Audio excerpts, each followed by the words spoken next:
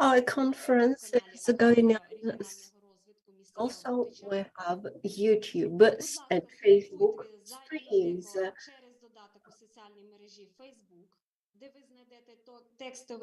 On Facebook, you will also find the textual tags and additional information on the conference. For those who are registered for participation in the conference, you may have access to our Telegram channel, and on the Telegram channel you may see the order of presenters and all the current information which is made available for the participants. Also, you may follow us on website. You also may find the all the abridged versions of all the reports and presentations submitted for the conference. And with this, without further ado, I'm happy to welcome you and remind you that this year's conference is devoted to the decommissioning of the nuclear energy objects and the revival of the environment. We have 165 participants registered. The conference, conference organizers are as follows: the Slavutic City Council, the Chernobyl nuclear power plant, the State Nuclear Agency of Ukraine, the Institute of the Security of Nuclear Power Plants of the Academy of Sciences, Slavutic branch of the Ukrainian National Institute named after Igor Sikorsky. And of course, the charitable foundation, Chernobyl NPP Slavutic Development. We are very grateful to all those who have been joining to our conference year after year for 8 years now, and we're also very grateful to the partners for many years has been supporting us. This is the National Academy of Sciences, the Academy of Technical Sciences, the VІIІ Polytechnic Institute University named after Sikorsky, Association of the Technical Engineers, Energoatom Energy Generation Company, and the Energoatom Service Chernihiv National Technical University. This year, we are happy to inform you that the organizers team has accepted 2 charity foundations, Twin Future Fund and the Slavutic Development Charitable Foundation. We are very grateful to all participants and followers of our conferences in general, and this conference in particular. I would like to encourage you to donate for the development of these foundations, which I mentioned, and each even negligible amount will make a difference.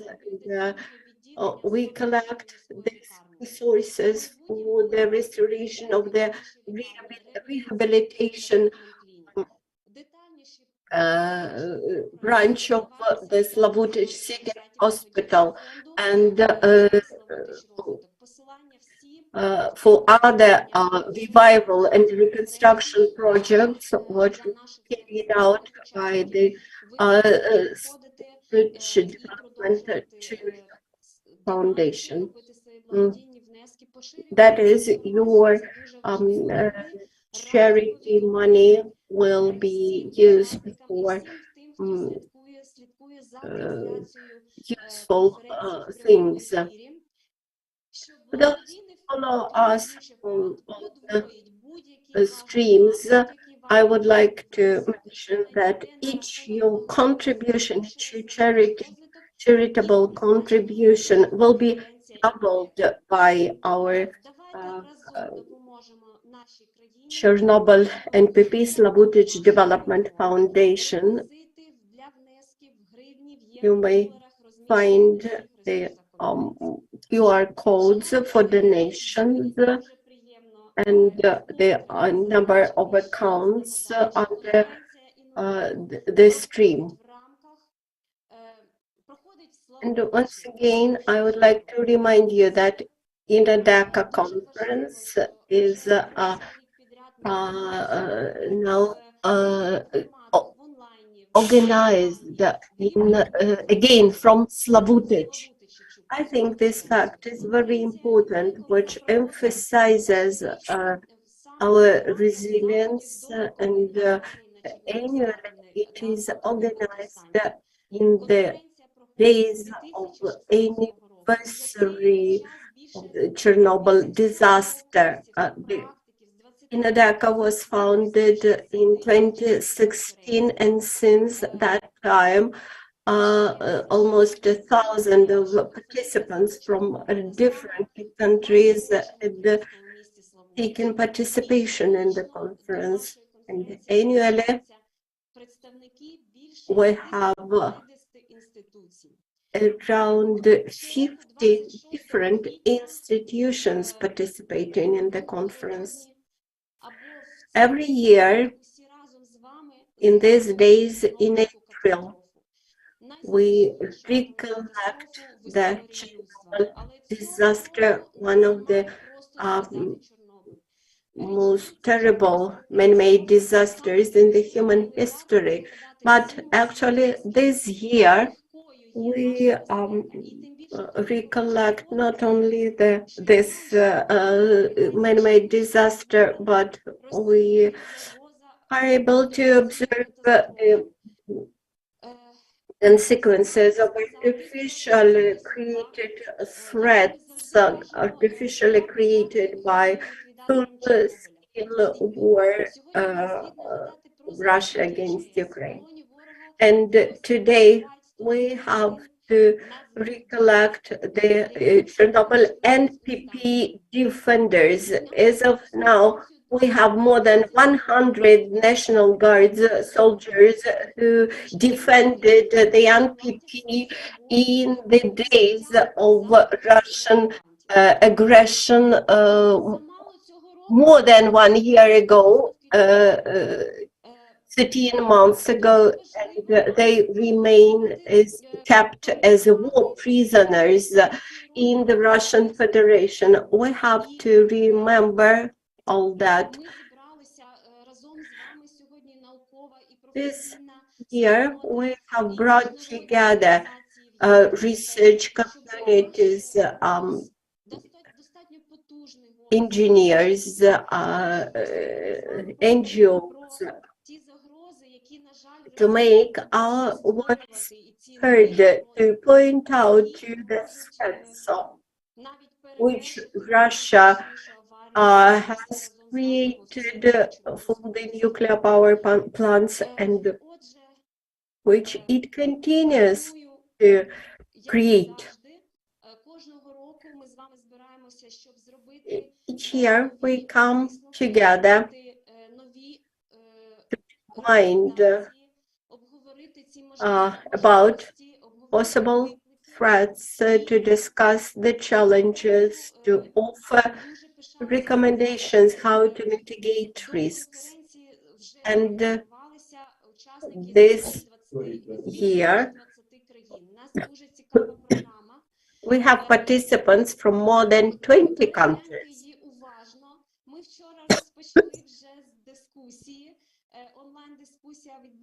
Our discussions had started yesterday online, and yesterday we had discussion on the ecocide issues.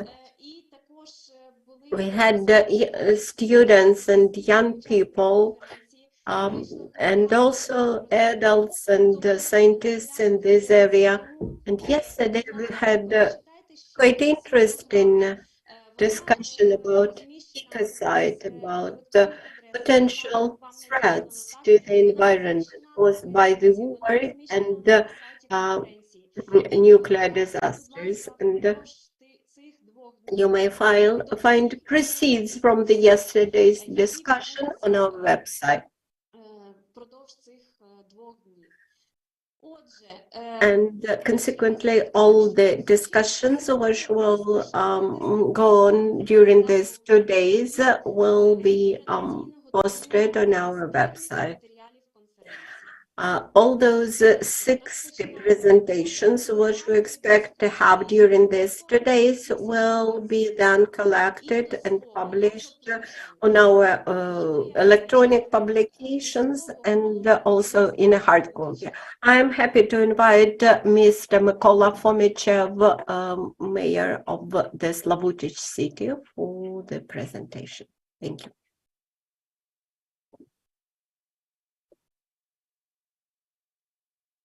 Потрібна нам технічна підтримка, так? Зараз. І все, вже включили мені мікрофон. Дякую, дякую, вибачте. Now my mic is on. I'm happy to welcome everybody. I'm happy to see you. This is the 8th year when we have our annual INUDECO.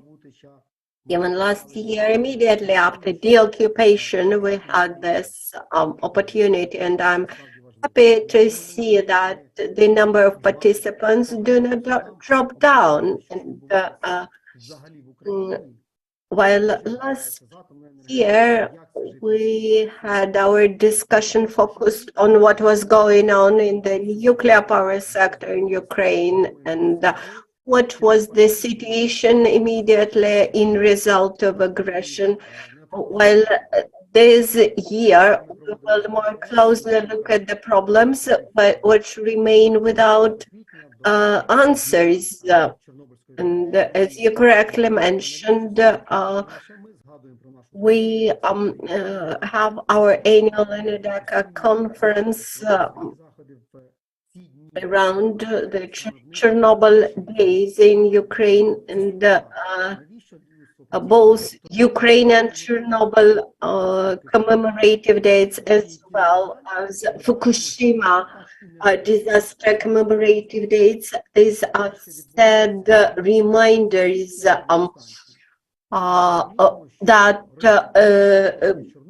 that risks are high, and moreover, these days, looking at what's going on in Zaporizhzhia nuclear power plant, we again feel a lot of concerns about what can happen. And each year since 1986, in these Chernobyl days in April, the City Council has regular annual meeting with the Chernobyl veterans, who rescue rangers, firefighters, and those who are called in Ukrainian liquidators, who participated and contributed in the liquidation of the consequences of that huge disaster. And each year they come and say, we're not heroes, we were simply doing our work. Just like today, our emergency services working under shellings, in fires, with the sounds of blasts and artillery shellings. They are simply doing their work, and keeping all that in mind, we feel readiness to prevent such disasters in future. This brings me immediately to the topic of risks caused to the nuclear power plants by full-scale war. And a year ago, when Chernobyl nuclear power plant was occupied, even after that, before the occupation of Zaporizhzhia nuclear power plant, we were unable to imagine that it was possible to occupy the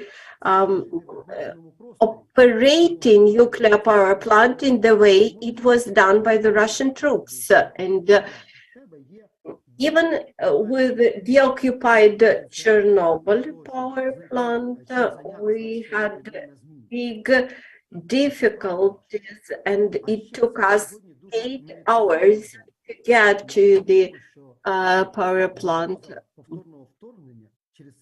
And the threat now remains, the threat of military intervention from the Belarus territory remains in place, and our military, the armed forces of Ukraine,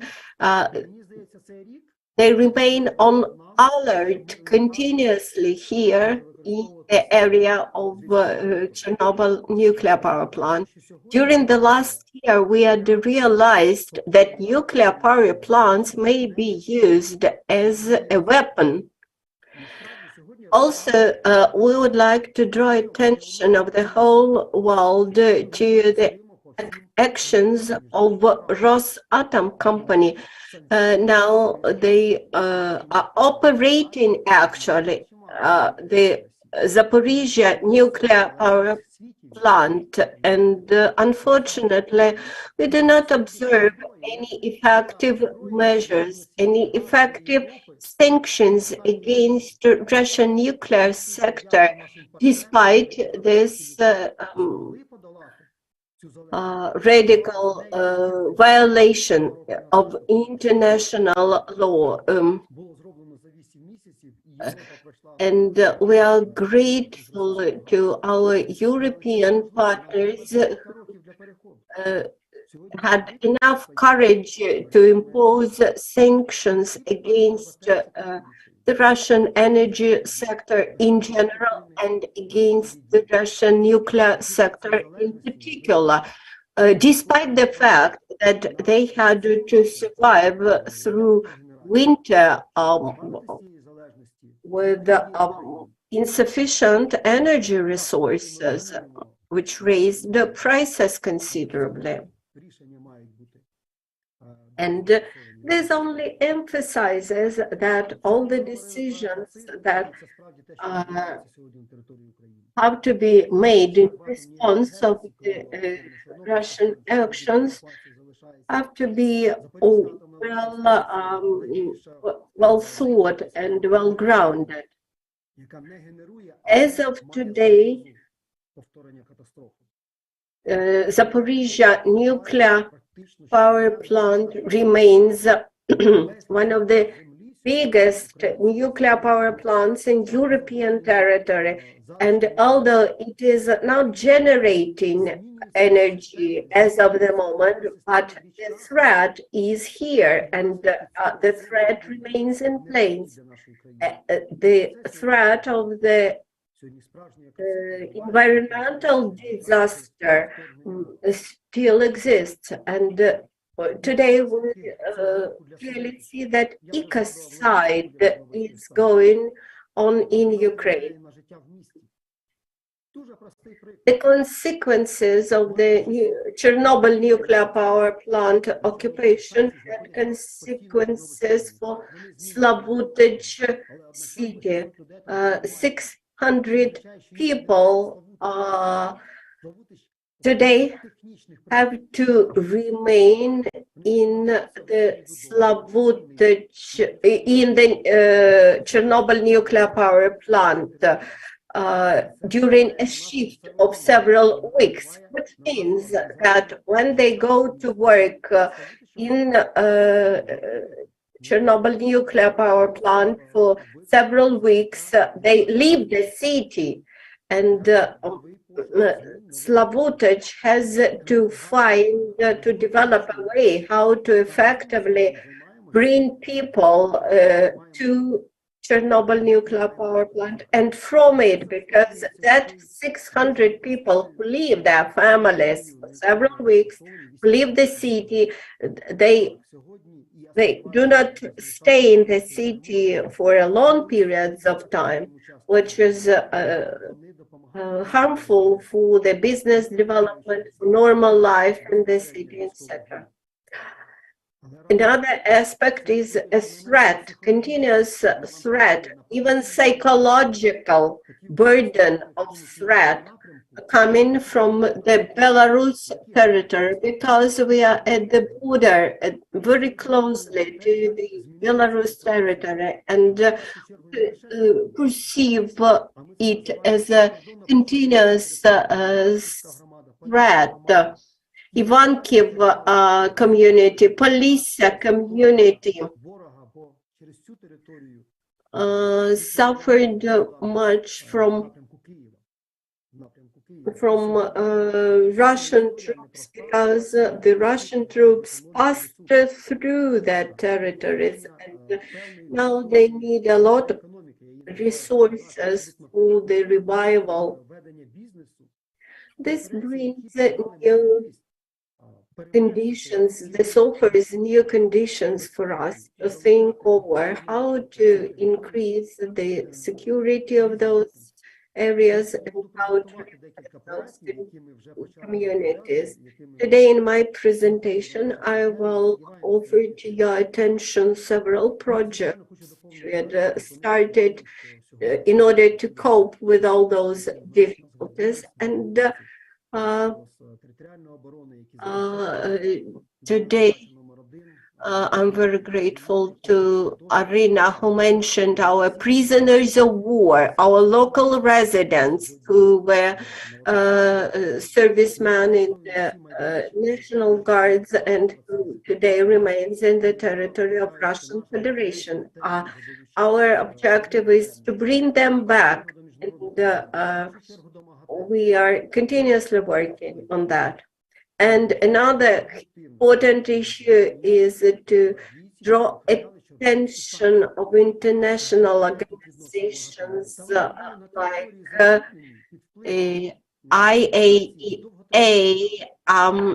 to the fact that they were imprisoned as war prisoners and kept for a long period of time in the territory which was contaminated with nuclear radiation, and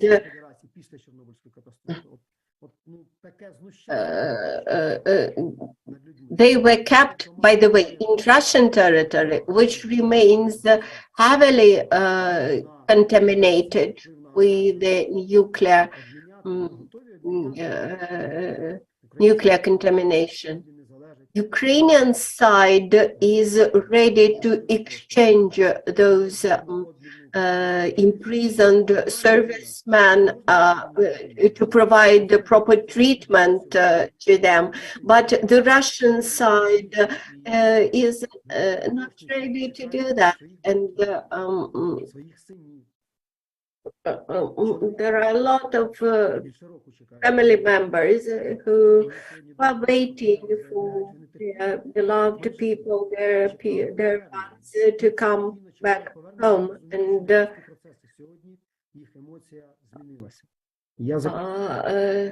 those family members, they're becoming desperate and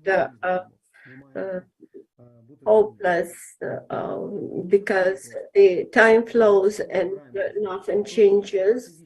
their sons, fathers, and our conference has to offer possible solutions, possible responses to the problems. And I would like to use this opportunity to thank to all the experts who joined the conference. For us, it is important, and I think it is important for the global community.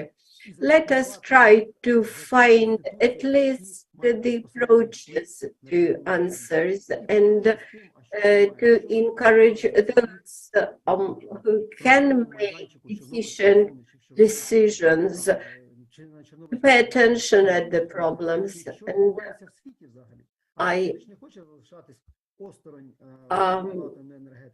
I should say that actually Slobodach may seem to be a small city, but we have some findings, we have some experience which could be shared, and we are open to share the experience of other countries. Thank you, and glory to Ukraine, glory to heroes. Thank you for your welcoming speech. Thank you for your introduction, and I'd like to remind you that your intervention is scheduled for 2:40 p.m. and it's my pleasure to give the floor now to Anatoly Nosovsky.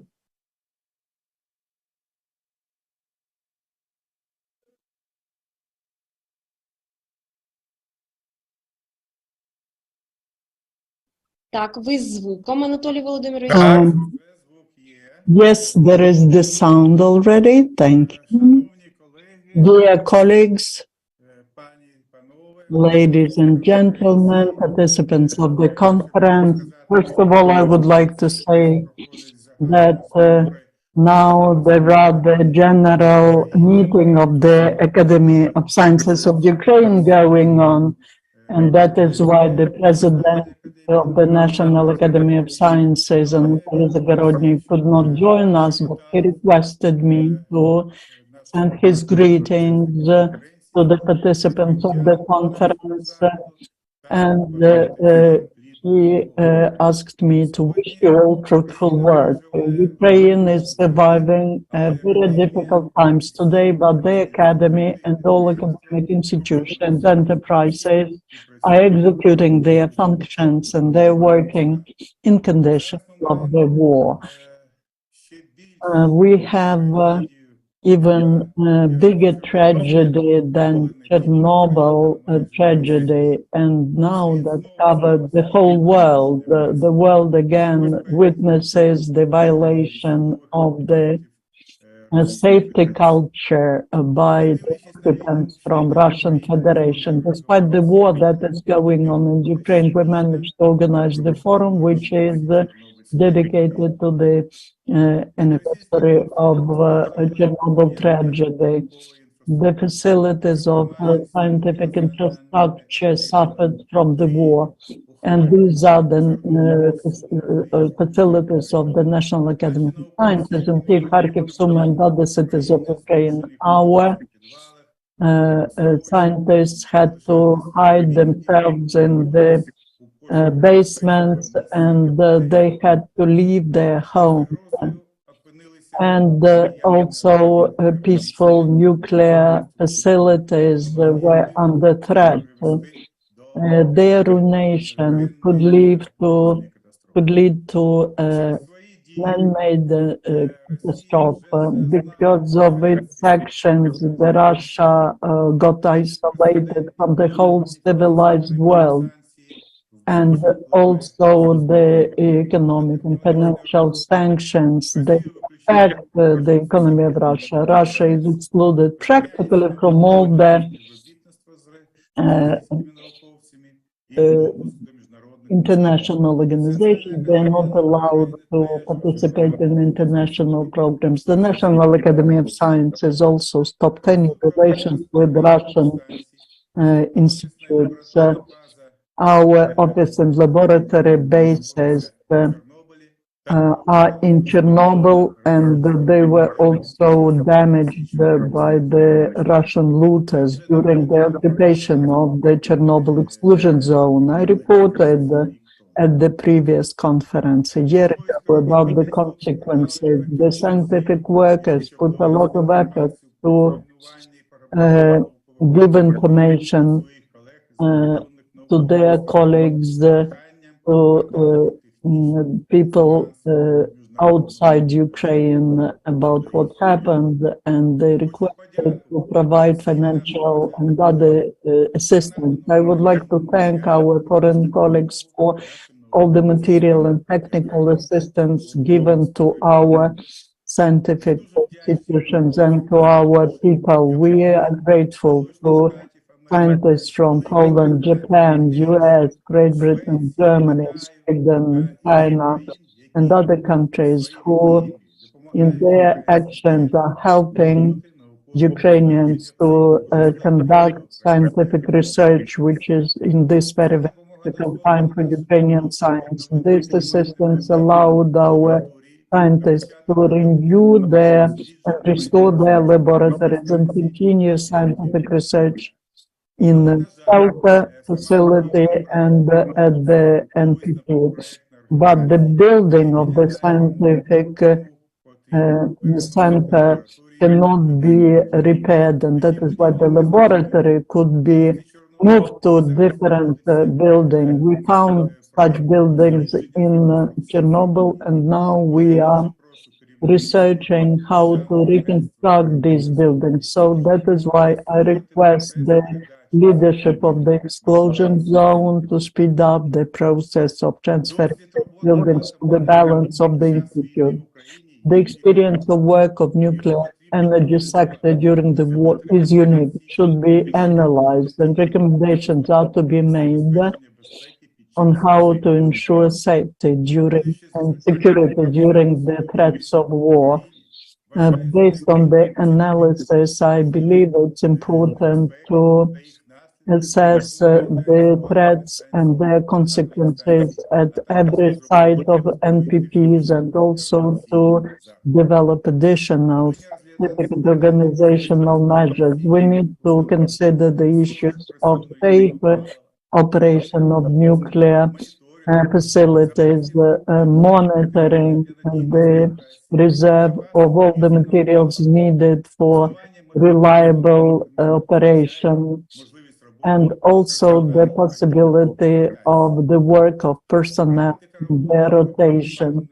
The experience of work at the NPPs of Ukraine demonstrates that Ukraine cannot allow to stop all the nuclear power units, and that is why they are to operate at lower capacity. We need to change the existing plans of protection of the personnel and population in case of radiation disasters at the NPPs.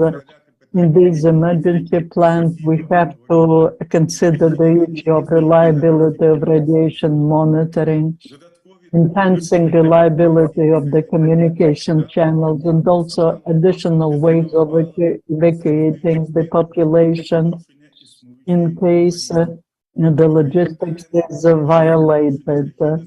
We see that sometimes we had to organize rotation of the personnel using the fishermen's boats. To resolve all these issues, we have to get the efforts of many experts united. Our conference is conducted together with Chernobyl NPP, whose staff for 37 years is under a huge stress.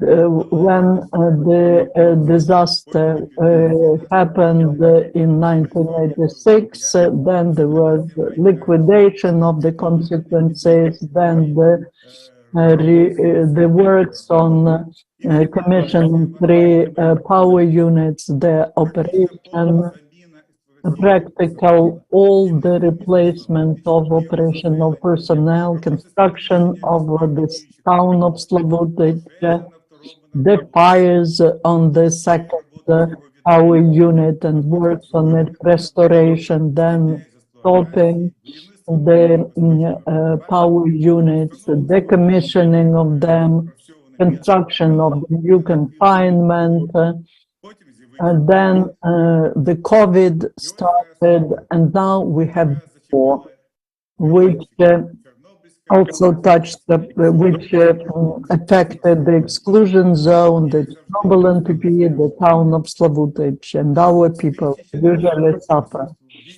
Starting from 1986, the personnel of Chernobyl NPP has been working in the normal regime without shifts, and now because logistics is violated, we are back to the times of liquidating of consequences of the disaster, and the personnel again is working in the regime of shifts.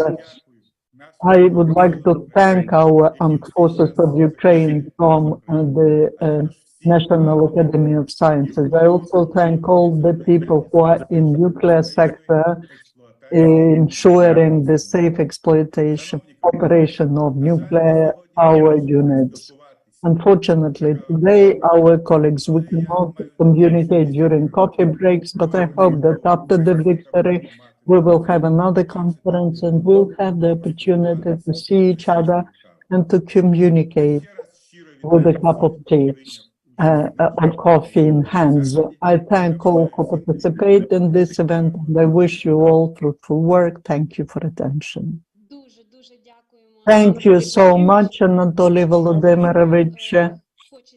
In fact, well, we would like to get together not just in online, but offline, and we thank the armed forces of Ukraine for being able to have this meeting, very important meeting, online.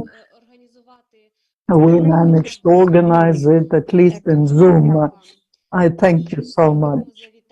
And I thank you for greetings. Using this minute, I would like to remind our participants my request. Please rename yourselves the way you are registered. This will be easier for our group of technical support and then for our future work at the conference. Thank you. And now I would like to invite Mr. Yevgen Kramarenko, the head of the State Agency of Ukraine on exclusion zone management. Good afternoon. I would like to join the words, the previous words. It's a pity that we have this event online, but it's good that we do not forget some traditions and initiatives, and I hope that next time we'll be able to meet offline and to have a cup of coffee together. Greetings to all of you at this 8th conference of the problem of the issues of decommissioning the nuclear facilities and restoring the environment. This is the 37 years after the Chernobyl disaster, when the 4th power unit of Chernobyl NPP was absolutely ruined, and 3% of active phase of the reaction were discharged, and a lot of territory was contaminated, and that was not just the territory of Ukraine, but the territory of other countries. But now the territory which is isolated is 2,600 square kilometers, which is the exclusion zone. Such accidents lead to global consequences. The resources needed to overcome the consequences of man-made disasters go beyond the limits of economic and technical capacities of any country, and they require to unite the efforts of the world community. Despite the progress and investments made into the development of infrastructure, it is clear that decommissioning of Chernobyl NPP and continuation of the management of spent fuel and radioactive waste is one of the most complicated operations in the world. It's related to decommissioning, and it is a very heavy burden for Ukraine, which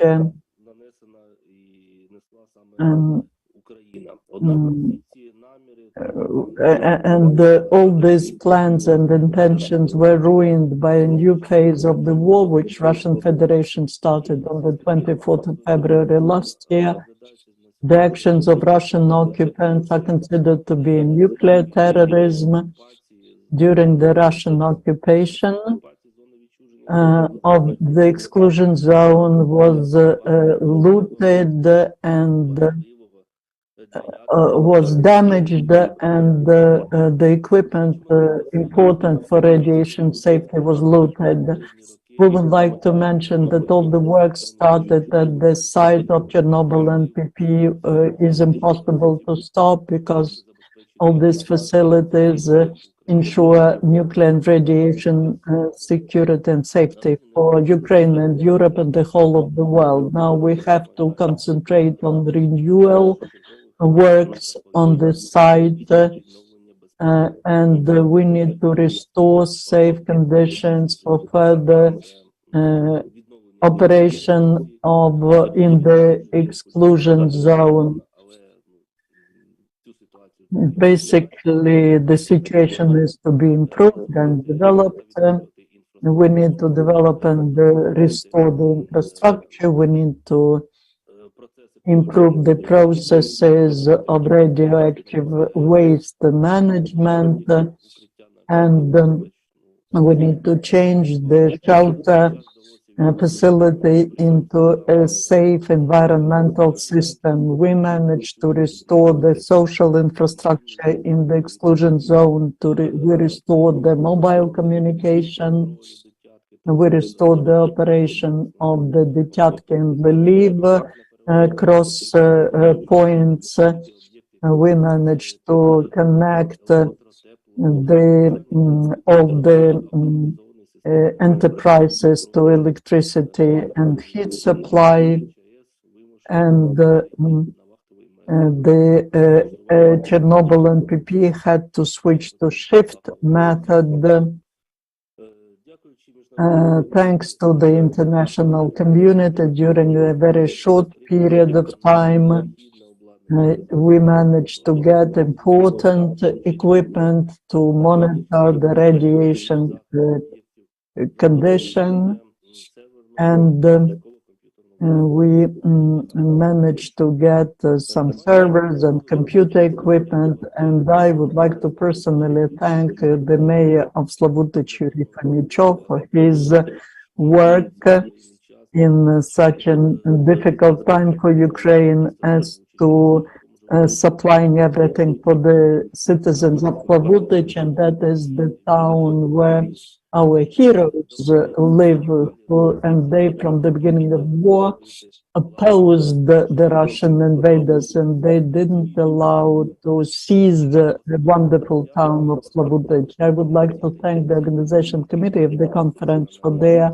enthusiasm and professionalism, and for many years of work on attracting experts to turning the shelter facility to the safe facility. I would like to wish you successful work, and also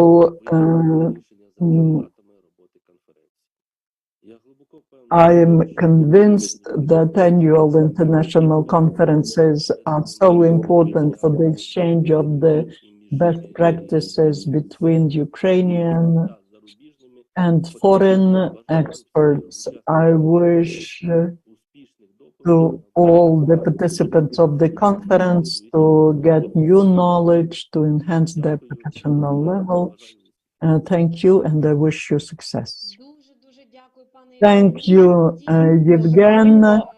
It is important that our community, we call it the INUDECO community, it disseminates important information. It grows with every year. The scientists and the participants of the conference, the practitioners, thank you for the support of the conference, for disseminating the information about the conference, for all the important things that you are doing.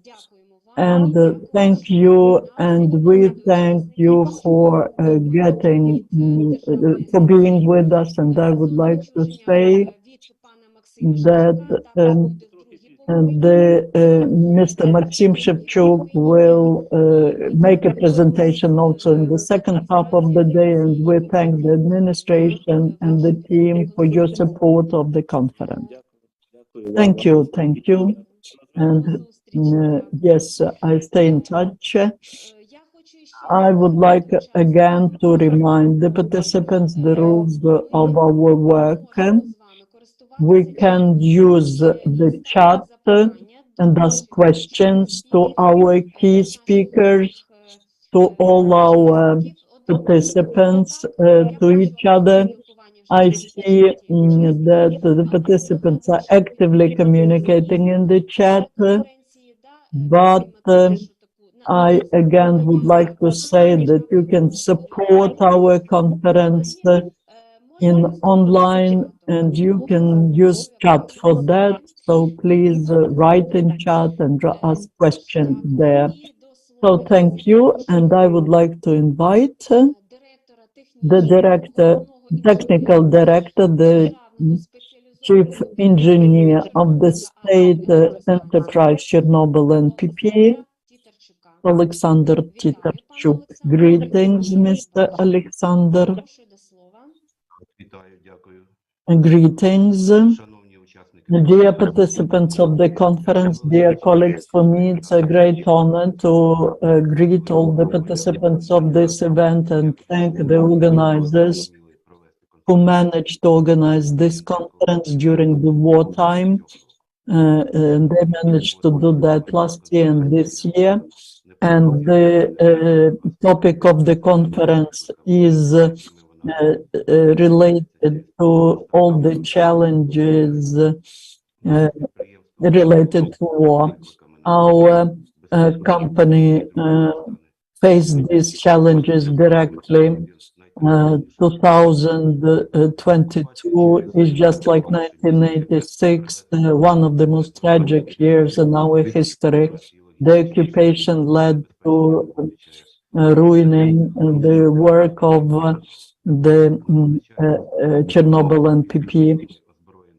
In very difficult conditions, the personnel of Chernobyl NPP worked for 600 hours non-stop instead of 12 hours. Thanks to their professionalism, this personnel managed to preserve control over radiation materials and radioactive waste.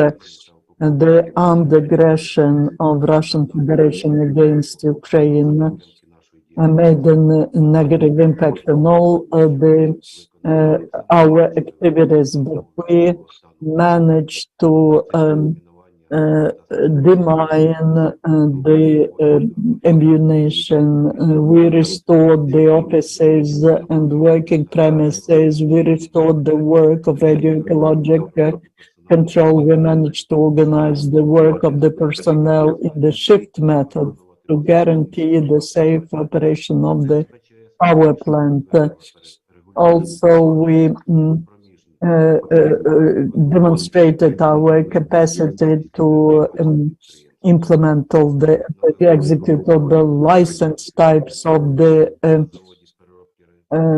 activities.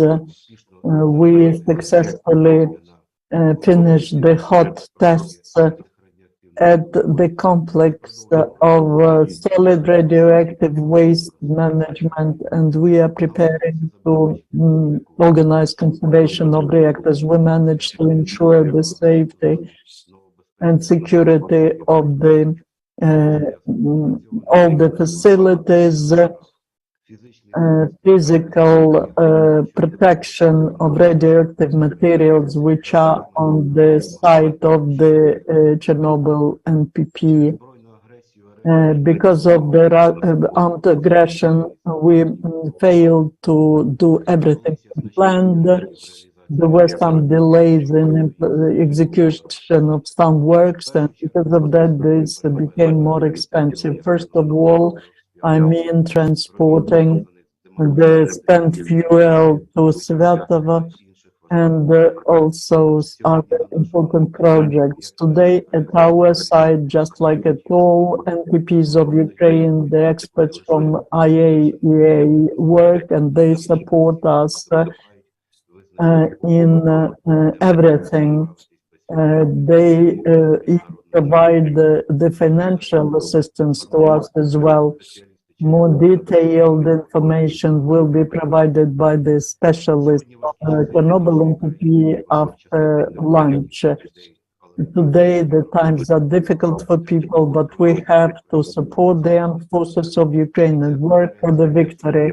And this conference is also a contribution into the victory because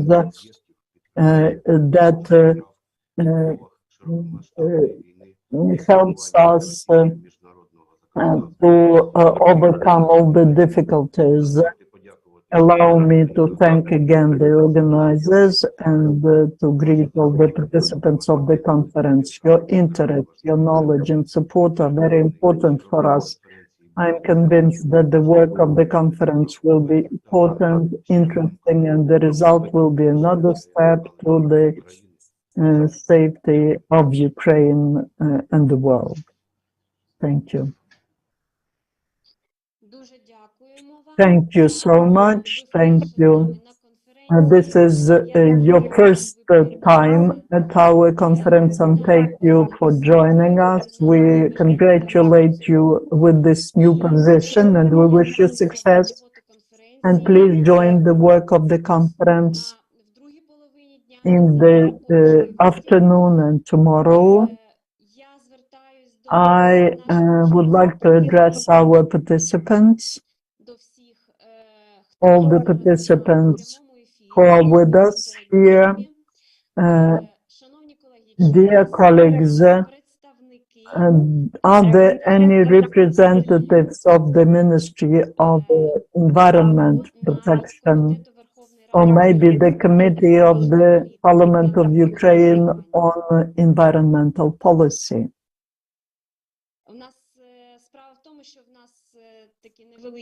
We have some technical issues when we are trying to understand who's the speaker. If there are no representatives, then unfortunately, because of some technical reasons, or maybe people are busy, then unfortunately, we do not have the participants, the representatives of this agencies, ministries or committee. And I would like to thank all our representatives who greeted the participants of the conference. And as a moderator, I would like to remind you again that today is the first day of the work of our conference, and we continue the work in Zoom. And because we have the stream going to YouTube, we have some technical rules of work, and I will take 3 minutes of you. I believe that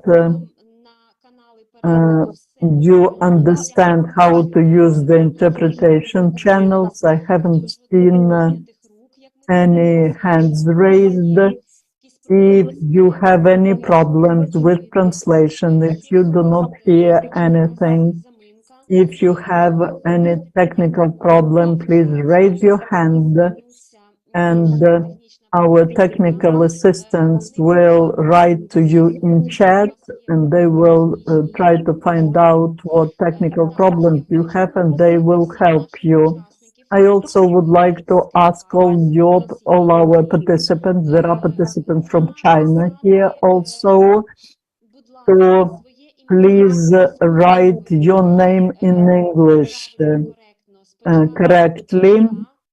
First the name and then the last name.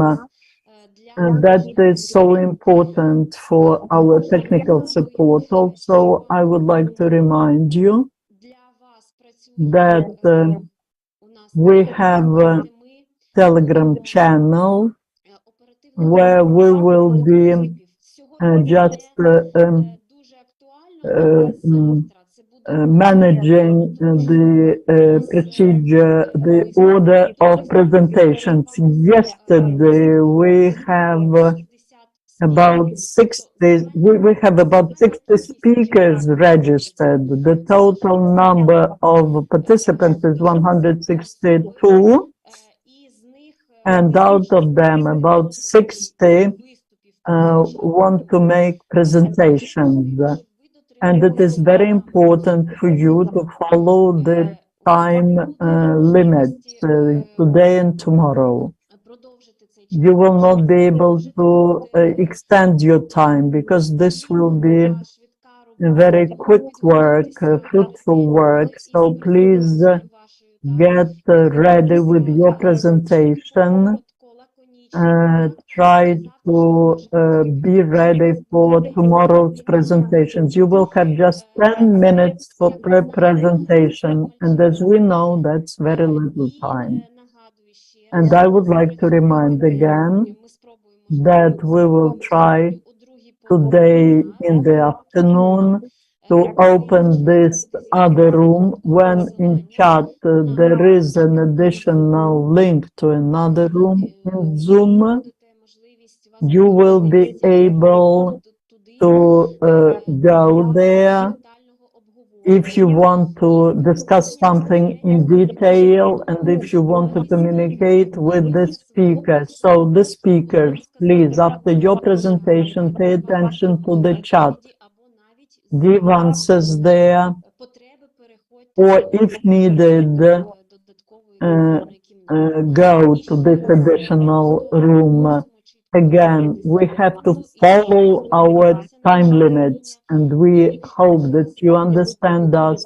And if you extend your time, then we will make the first warning that the microphone will be muted and your time is over. After the first notice like that, when the time ends, we will unfortunately mute your microphone. So be ready.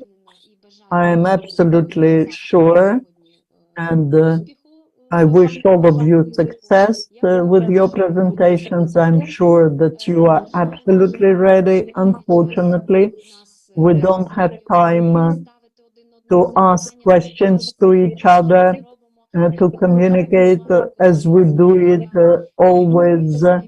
But I believe that in the nearest future, maybe next year, we will see each other in Slabutich like we did it before, and we'll be able to communicate there on our issues.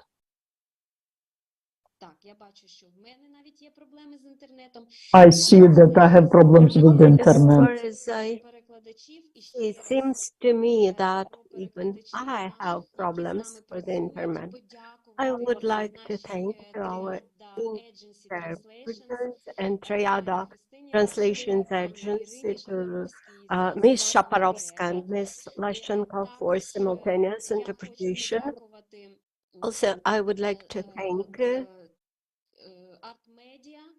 the Art Media Group who are technical support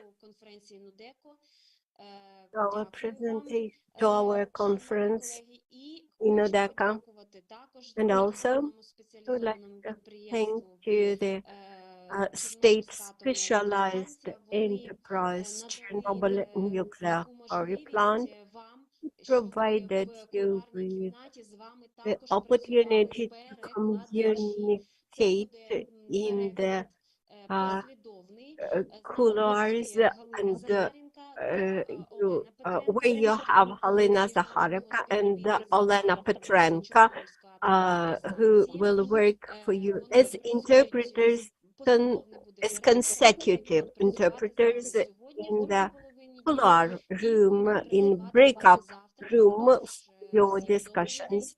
They will work with you today in the breakout room for communication today after lunch and tomorrow. While we are waiting for connection of our distinguished institutions, I would like to make an advertising promotion about tomorrow. Tomorrow we are going to have our second day of conference, and we will have Black Sea Service New Talks. This is a Black Sea Women in Nuclear Network. This is an institution, this is an NGO suggested to have a separate panel on, I think, very interesting topic, which will be called the nuclear disinformation in the Black Sea region. And we will have Miss Valeria Gergieva and запропонували нам цікаву програму. Вони разом з Maxim Savelyev, who Black Sea Women in Nuclear Network запропонували ось такі the Black Sea Woman in the Nuclear Network. They suggested the following topics for discussion. Disinformation, what you would like to know, everything you wanted to know. Then availability of information about disinformation, nuclear narratives of Russia, on the example of Ukraine, the nuclear blackmail of Russia and counteraction to nuclear manipulations, the Russian nuclear manipulations on the example of Georgia, and another interesting topics, that is we are going to cover the nuclear disinformation area. And this will be not only women among presenters, there will be also men, and we are happy that we will have a separate female voice raised, but in cooperation with male voices, and on such a topical issue as disinformation in the nuclear power area. We have more than 100 participants registered for participation in this panel. I think that this might be very interesting a topic, how to digest useful information from the modern media, and how to select useful information and separate it from the disinformation. It seems to me that we had finished with the first part of our conference. I will take a couple of minutes of your attention, a couple of more minutes of your attention, and to describe you what we will have next at о половині другої, так? uh, О 13:30 ще раз. Почнеться 1:30 p.m. in Kyiv. We will start our the panel, which will be called Nuclear Energy of Ukraine, Recovery and Development. Mr. Danila Lavrano will be facilitator of this conference. We have very interesting key speakers for this panel who will be given 20 minutes each for their presentations. I encourage you to get ready with your questions, and you will be able to submit your questions in the chat. We will have Mr. Maxim Shevchuk from the State Agency of Ukraine for Exclusion Zone Management, then Mr. Maxim Savelyev Institute for Safety Problems of NPP of the National Academy of Sciences. We will have Mr. Stelmach from Chernobyl NPP State Enterprise. Also, we'll have Mr. Norbert Molitor from Pleiades in Germany. We are very happy to welcome Mr. Molitor. We will have an intervention from the American Nuclear Society. We will have Ms. Svetlana Krasinska from Massachusetts Institute of Technology, and we will have Mr. Kenjin Namba from the Fukushima University, and we will have also an intervention by Mr. Fomichov, Mayor of Slavutich, who will say a couple of words about the post-war revival of Slavutich and our future project. So this is the plan for international panel of INUDECO, which will start at 1:30 p.m. in Kyiv. Please adjust this time accordingly to your local time if you are not in Kyiv or in Ukraine. Also, I would like to draw your attention to the charity organizations who are among organizers of this conference. We raise funds to procure very necessary equipment for rehabilitation of patients in our Slavutich hospital, and Mr. Fomichov will tell you more about this project, or you may find this project at the website of Slavutich NPP Foundation website, and each your contribution will be doubled by the Clean Future Fund, which is also a charity fund which joined the conference organizers. We have been working together with that fund, which has been working in the exclusion zone for a long period of time now. They cooperate with many other charity foundations. You may recall the project, rather famous project, the Chernobyl dogs, successfully implemented by that project. Our Zoom participants in our chat, we have a link to this charity Foundation, Clean Future Fund. This is a link to very simple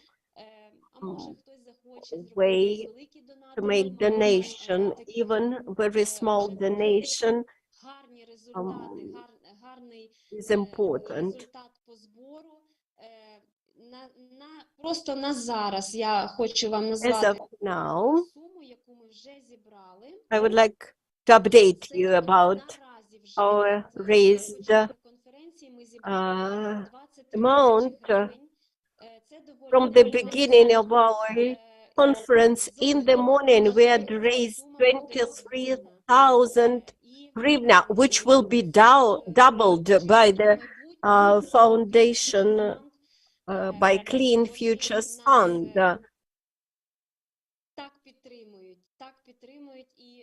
And this was really made good difference for us. We are very grateful to our charity foundations. The Clean Futures Fund, which has its headquarters, who was founded in the United States, now had made Ukraine its second native country, so to say. And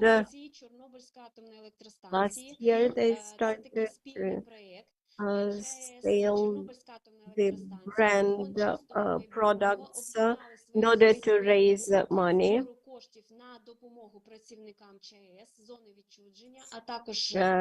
In order to provide assistance to local communities in Slavutich city and Ivankiv small town, in order to support restoration and reconstruction after the occupation. This project proved to be rather successful. The products offered as souvenirs are very interesting. You may check it on website.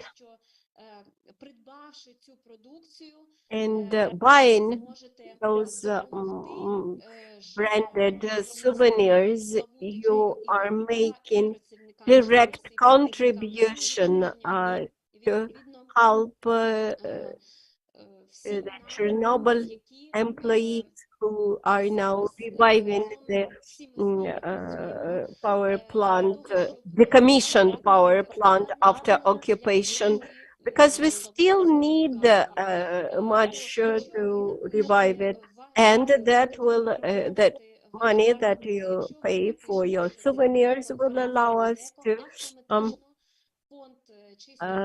procure equipment, rehabilitation equipment for our local hospital.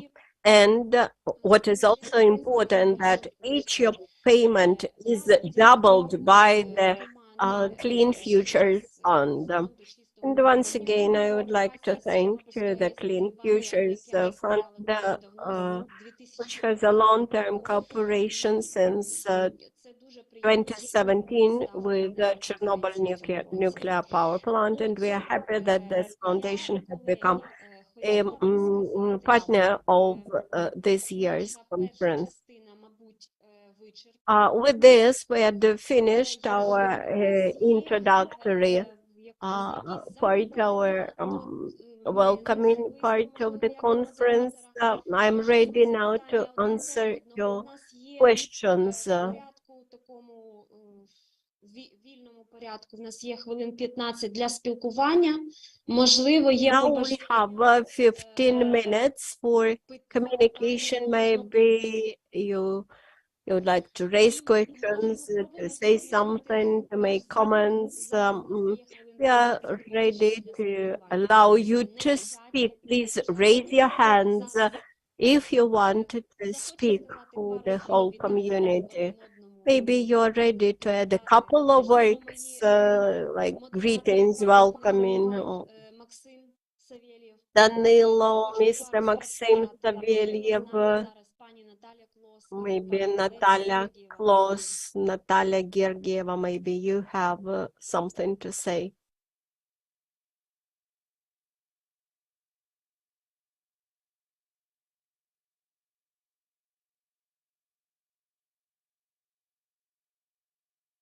Я бачу і користуючись нагодою, я бачу пана What I Норберта. can see, I see Mr. Norbert Molitor smiling.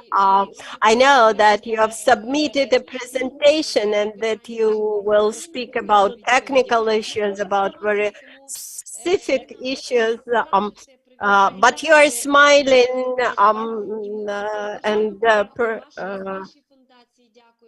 we are very grateful to your foundation for all your support and assistance and aid to Slobodich. Recently, the foundation in which board Mr. Norbert keeps working, they provided huge assistance to us. Maybe you would like to say a couple of words, Mr. Norbert. Доброго дня. Thank you. Дякую.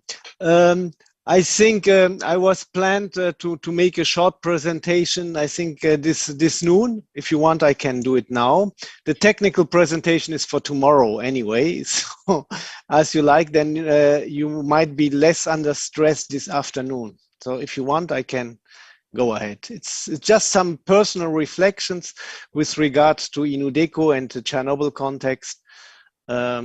So it's if somebody will miss it, he will not miss very much.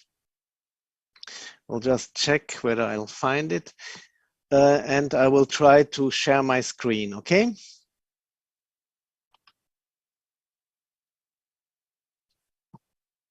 So do you see the presentation? Так, ми бачимо. Так. Okay. Good. So yes, we can see. Thank you. Okay, it is just for warming up. I had put some reflections together for getting started today. It's just a continuation of thoughts which I have already presented in last year and the year before, to just check what has changed within the last year. So I think we know, all of us, we know that the Chernobyl accident was a nuclear catastrophe with huge impacts, of course, mainly locally, but also globally. And the impacts which were initiated is, of course, the huge efforts which was made in former Soviet Union to liquidate the immediate accident consequences, but also internationally awareness and measures, as well as need for cooperation for nuclear safety, has risen from that. And when Ukraine became an independent new state after the collapse of former Soviet Union, this was a specific challenge also for that country. I don't know if you want to translate it, or I shall just continue or slow down my speech. We are translating you simultaneously. Thank you. Okay, very good. If anyway, I don't know who will translate, but there are few interpreters who knows me quite well, so they can even do the speech on my behalf. There are visible results of mastering these challenges. Of course, the creation of object shelter around the former Unit 4 was a very, very impressive achievement. In parallel, also the city of Slavutic, where the conference today is held, was created. A city is not just created from one day to another. And also within quite a short time, the restarting and safe operation of the remaining units at Chernobyl was performed, and they were operated until 2000. In parallel, the shelter implementation plan has been prepared and also initiated and implemented, where the most visible result is the new safe confinement, which was installed to, on one hand, control the inventory, and on the other hand, to allow for deconstruction of unstable parts, and also with the option for recovery of further inventory. I think based on that challenge, also many other joint international projects, real international, but also bilateral projects has been done, including also in the aftermath of Fukushima accident. I just remember the project of training of workers from Japan at Slavutic and Chernobyl site at the training center. And also quite a visible result is that you have initiated the INUDECO, the International Nuclear Decommissioning Conferences, since 2016. So there is an ongoing challenge since 1986. Is there a new situation? I think anyway, the Chernobyl post-accident situation represented in the past and still represents a legacy and a challenge which continues.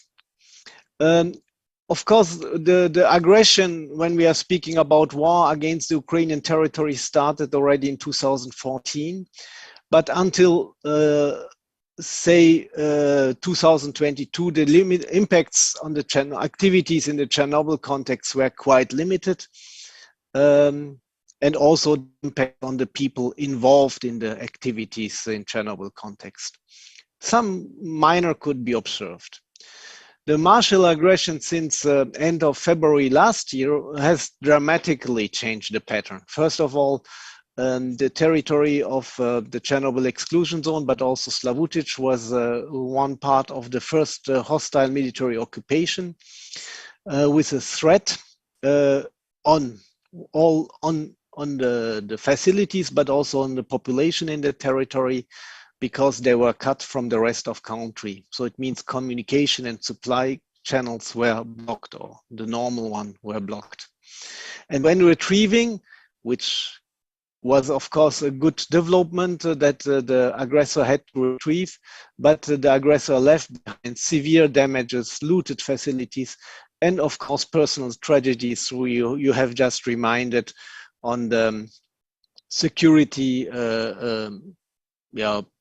colleagues or mans who are still imprisoned. Later, the aggressor were further pushed back, but then he changed the martial aggression by increasing shelling and attacks on civil infrastructure and also on population, which of course again is a new threat which everyone suffers. Of course, the priority of the country is its defense, and this of course drains the technical, financial and human resources away from other important activities, such as the Chernobyl post-accident management.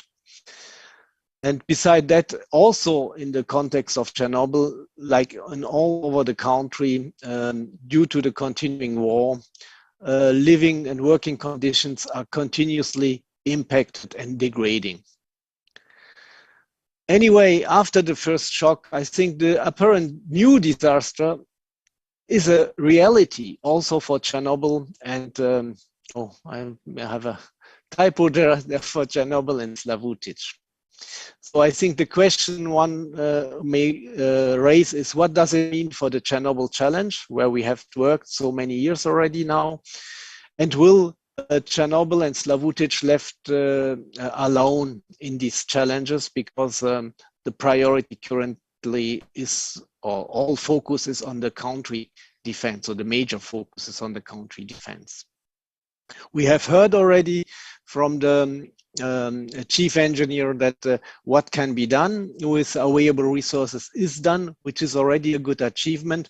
But I think it was also clear that there is too much to do, too much of needs, that alone it will be very difficult to progress. There were some observations, some of them I have already cited last year. So the nuclear safety challenges for Chernobyl, they remain the same with or without war. We have the post-accident situation which needs to be managed, and I think the national program to convert the Chernobyl Unit 4 site into safe ecological conditions remains a need, as well as the decommissioning of the other units at Chernobyl nuclear power plant. But the war is really an unprecedented and additional load and burden to manage these challenges. And of course, the shortage of resources is due to the martial logic of defense priority. This is the logic of war. But in addition, Mr. Nazowski has also cited that nuclear safety in wartime has become a new reality, which means nuclear facilities are also exposed to potential martial impacts. Of course, people are looking very much on the largest nuclear power plant in Europe, Zaporizhia, but it also affects the other nuclear facilities like those in Chernobyl, but also the radon sites and other nuclear sites. So I think the war has really an additional aspects in the challenge. Regarding the solidarity, I am observing that there is a reliable international solidarity with Ukraine, where I hear repeatedly from different areas or different communicators that it will be as long as it takes, whatever is required. There are solidarity activities of different kind at different levels. Of course, we see at least in the media, there is a major focus on the defense, protection of population and supporting the resilience of the country. But of course, also the nuclear safety is a serious aspect which is followed by the international community and especially by the international nuclear community. The IAEA has vested its efforts also in Zaporizhia context, but also came to Chernobyl to understand what does it mean under war conditions. Yes, of course, in the media, the main focus is on the NPP occupied and on the NPP which are either occupied, like ZNPP, so Zaporizhia nuclear power plant, but or those who are exposed to shelling. So what does it mean? It means that martial impacts become a realistic threat. It's not theoretically anymore. As often before the war, it is real reality. So you have to be prepared to manage that. Also, during the war hasn't changed some specific features of Chernobyl and Slavutic context. So I think still the international visibility and awareness about Chernobyl accident and consequences are there. I have heard a lot in our media, it means in Germany, for example, about the accident, the actual situation yesterday and today. You have a long record of international projects with which is, I think, quite unique. And based on these international projects, you have also, or your experts, you people have also relations with other people worldwide. And I think this is a real asset, and it will remain an asset. You have, beside the people level contacts, of course, a network to potential international support mechanisms. You had the IAEA, but also G7, EBRD, EU, for example, had launched quite large projects, and they are looking what can be done. But not only these international activity, also the bilateral support mechanisms like with Japan, the United Kingdom, or Germany will for sure continue. Also, the institution, I think the institutional events which are linked to Chernobyl, like the accident remembrance, you had it last night, or the international exchanges like this INUDECO, is of course a very specific feature and an asset. I think it is. It has been already said that INUDECO, since its first implementation in 2016, has been continuously occurred also during the pandemic times. So it means the when a lot of things were just stopped down, but also last year, immediately when already in war, and immediately or shortly when the aggressor has retrieved out of the area, but also today. I think this is something which is very remarkable. you have a very cohesive population, which is one of your strengths. You are kind of a large family with a lot of educated and experienced people, and it is a unique case. So I think looking from far to you again, nobody should underestimate Chernobyl and Slavutic, and it is on the screen. I also see that since war, things have happened. So Chernobyl and Slavutic has not totally been forgotten. I'm just looking on that, what I have contributed personally to that, but there were many other activities, like from IAEA, like from European Union and other countries and organizations. But what I see is that many people have spontaneously shared goods to support humanitarian aid deliveries, or also many people have pledged private money to support humanitarian initiatives. So we are speaking money out of the pocket of the people, not of the state. Yeah? So, and also people have shared time and efforts to make humanitarian transport happen, drove materials up to the border of Ukraine with their own vehicles. So I would like also just to thank my colleagues who have also helped in many of this one, but also organizations have supported. We have the BFS, our German Office for Radiation Protection. We have the German scientific and research community, so who's cooperating now with the Institute of Safety Problems. We have the Munich University of Applied Science, who wants to continue also some scientific work. And last not least, I would just like to highlight the German charity organization Lazarus, who has really helped to organize and to make the money flow much easier to support humanitarian aid and also others. All of these would never have happened if there would be not a counterpart which is effective and efficient. Here from me, in my experience, this is always Chernobyl NPP. It is the charitable foundation of Chernobyl NPP Slavutic for development. We have really motivated and performing Ukrainian friends and colleagues who are working day and night. And of course, many others who maybe I haven't even not seen them. But what I can conclude anyway is that joining efforts is definitively a concept. Yeah. So just some examples, what I have seen is which I could witness is that food and medicine could be transported to Ukraine, organization of urgently required equipment, or at least support of organization, heating facilities for the population, medical articles for injured soldiers, and German organizations hosting Ukrainian experts from Slavutic as internships or refugees, both I could observe, and also motivate quite an important motivation to initiate joint scientific projects.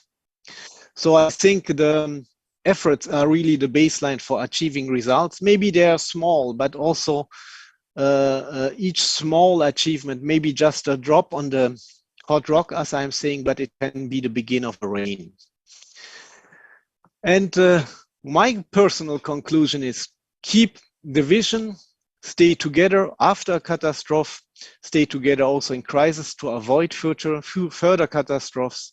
Crisis is always an opportunity to avoid the catastrophe, strengthen our resilience by staying together. And I would like to take the opportunity to thank all who have contributed and are contributed, especially those who are live and visible with us today, but also those with whom we have shared joint vision, dreams, and efforts, and who remain with us in our thoughts after they have passed away. Last year, also my friend and colleague, Mr. Kupny, passed away, which I think for me was a personally big, not a loss, because he still remains with me in my thoughts, but was in any way quite a remarkable, and a visible event where I would like have to be in Slavutic, but I couldn't. Yeah. But nevertheless, together, I think we will achieve a better world. We are already achieving. And with this vision, there is also good reason for optimism. I have just put two photos of a monument. Maybe some people didn't like it's from aesthetical point of view, but the message is very clear. And I think yesterday, those who were standing for remembrance at the memorial place might remember what was written on that. I think staying together in the past, today, in the future, I think the INUDECO also this year is a very, very good sign that things are going over. So I can only add to my preceding speeches, Slava Ukraini, and together with you. Thank you. Дякую.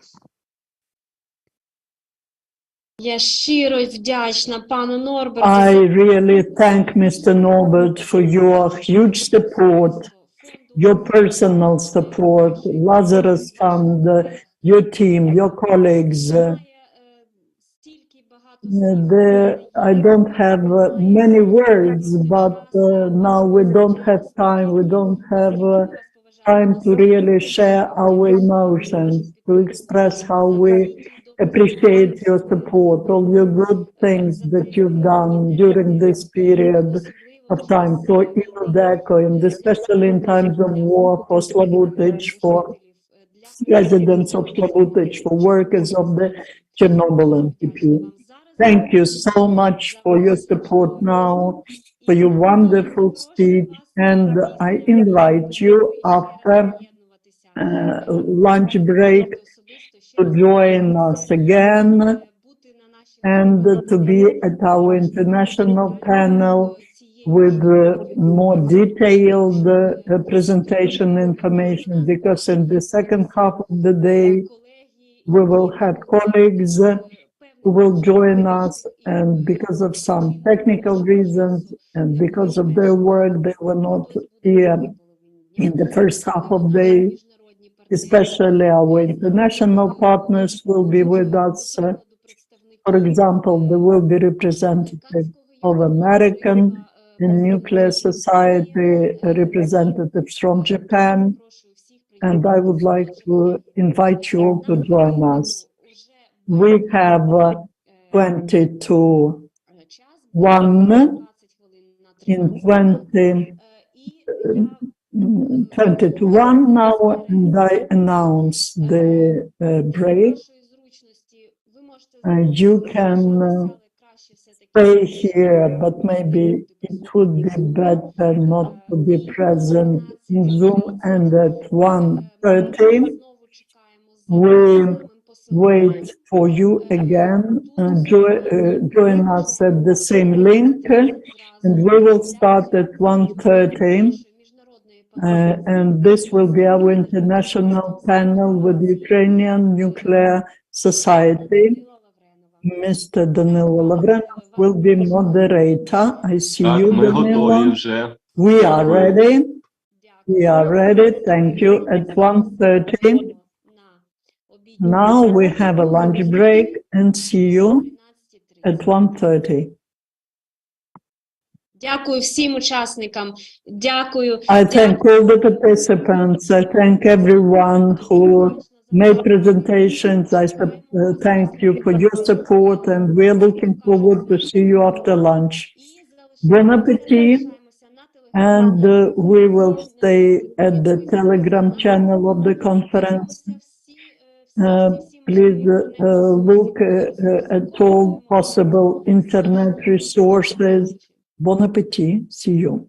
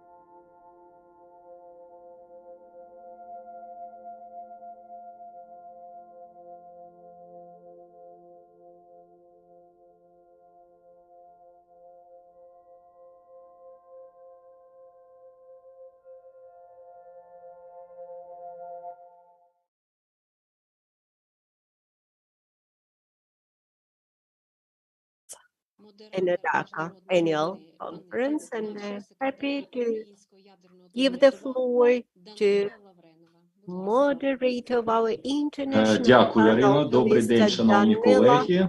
Lavreno. Пропоную продовжити роботу сьогоднішньої конференції. У нас достатньо насичена програма у нашій панелі. Перед тим, як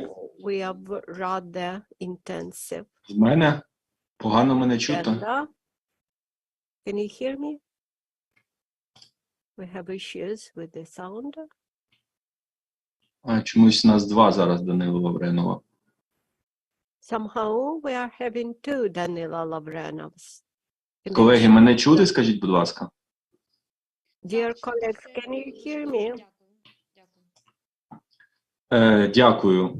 Ще раз добрий день, шановні колеги. Пропоную продовжити нашу роботу сьогоднішньої конференції. У нас насичена програма. Перед тим, як розпочати і перейти до наших доповідачів, я би хотів сказати декілька слів від себе. Я Данило Лавренов, виконавчий секретар Українського ядерного товариства, і сьогодні мені випала честь, нагода бути модератором цієї міжнародної панелі. Ця панель вже в останні роки стала традиційною. Здається, вже третій рік ми її проводимо, якщо я не помиляюсь. І тема цьогорічної міжнародної панелі «Ядерна енергетика України. Відновлення та розвиток». Перед тим, як розпочати, враховуючи міжнародний статус сьогоднішньої конференції, нашої панелі, я би хотів, користуючись нагодою, подякувати всім нашим міжнародним партнерам, організаціям, установам, в тому числі присутнім сьогодні тут, які активно підтримують Україну і ядерну галузь, працівників та фахівців в умовах цієї жахливої війни, яку розпочала Російська Федерація проти України. Дякую вам всім, шановні колеги. Впевнений, що Україна обов'язково переможе, і впевнений, що всі присутні сьогодні такої ж думки. Окуповані території будуть обов'язково звільнені та повернені, а українська ядерна галузь не тільки відновиться і буде впевнено розвиватися надалі. Також хочу коротко зазначити про ті умови, в яких зараз працює атомна галузь України, і, власне, про це ми також сьогодні будемо говорити в рамках нашої міжнародної панелі. Як ви всі знаєте, і про це вже сьогодні багато говорилося. Вчора Україна і весь світ відзначали річницю, 37-му річницю аварії на Чорнобильській АЕС. І сьогодні дійсно Україна знаходиться в не меншій небезпеці, і про це обов'язково треба пам'ятати. Зараз на Запорізькій АЕС через імперські амбіції одного міжнародного злочинця фактично щоденно є велика загроза виникнення ядерної радіаційної катастрофи більшої, ніж Чорнобиль і Фукусіма разом узяті. При цьому окупація станції, про це обов'язково треба наголошувати, є єдиною причиною існування такої загрози і небезпеки. Зникне ця окупація і щезне сама небезпека. Тому єдиною гарантією безпечення світу від можливої аварії на Запорізькій АЕС є і негайна демілітаризація, деокупація і повернення під контроль України, про що постійно наголошує як НЕК «Енергоатом», так і ми, Українське ядерне товариство. Крім того, неодмінно треба зазначити про те, що незважаючи на всі загрози атомній енергетиці, на сьогодні галузь має великі перспективи для розвитку. Теж, як ви знаєте, хто слідкує за новинами атомної галузі України, підписані угоди і на будівництво 9 енергоблоків великої потужності AP1000 спільно з компанією Westinghouse. На минулому тижні підписано угоду з компанією Holtec про будівництво 20 нових модульних реакторів СМР-160. Пуск першого заплановано вже на 29-й рік. Крім того, підписано без перебільшення надважливі угоди з канадською компанією Cameco про постачання урано-оксидного концентрату для закриття всіх потреб України в сировині для ядерного палива. Україна тут не поодинока в своєму прагненні відновити або розпочати чи прискорити проекти в атомній галузі. Це на сьогодні стає світовим трендом. Багато країн відновлюють свої програми в сфері мирної атомної енергетики або активно їх розпочинають. Це дійсно парадоксально, адже саме війна в Україні підштовхнула багато світових країн до перегляду власних енергетичних політик і стратегій через енергетичний шантаж Росії з метою пошуку надійного, безпечного countries а towards головне revival of чистого the nuclear низького power вуглецевого джерела project енергії, яким є атомна енергія. because of the Дуже Russian сподіваюся, що всі зусилля України по energy відбудові та blackmail розвитку and власного ядерно-промислового комплексу need to develop стануть of успішними, а clean Україна energies. And стане of прикладом для course, всього we all світу, have як в таких hope складних, that надскладних Ukraine умовах зробити will насправді неймовірне, overcome будувати нові all that енергоблоки, розвивати difficulty інноваційні that ядерні we face технології, today, and робити that все we will можливе для того, щоб demonstrate how також to здобувати build up перемогу над nuclear units, how ворогом to і на operate them енергетичному, safely, ядерно-енергетичному how to фронті. resolve the Тому, energy колеги, я сподіваюся, security що issues of the country. низка доповідей сьогоднішній панелі також торкнеться і цих важливих питань. Я хочу всім нагадати про всім доповідачам нагадати про регламент. У нас достатньо багато доповідей, тому, будь ласка, дотримуйтеся регламенту. І я з великим задоволенням запрошую до доповіді нашого першого доповідача Максима Шевчука, Державне агентство України з управління зоною відчуження. Максиме, будь ласка, вам слово. Exclusion zone management. Maxim, the floor is yours.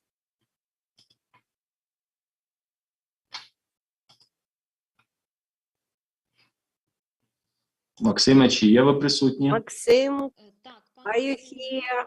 будь ласка, Yes, Maxim is here. We had to open his mic. Будь ласка, технічна підтримка, включіть Technical support, please. з абревіатурою SAUA. Turn on Вже має бути звук. Shevchuk's mic. No sound yet? От зараз є. Є.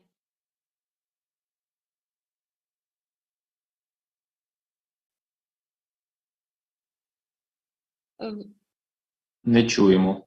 Can I Вибачте, hear you? пане Максиме, Sorry. щось із звуком у вас, бо ми включили, а Maxim, у вас please check your перевіряйте. connection, your microphone connection.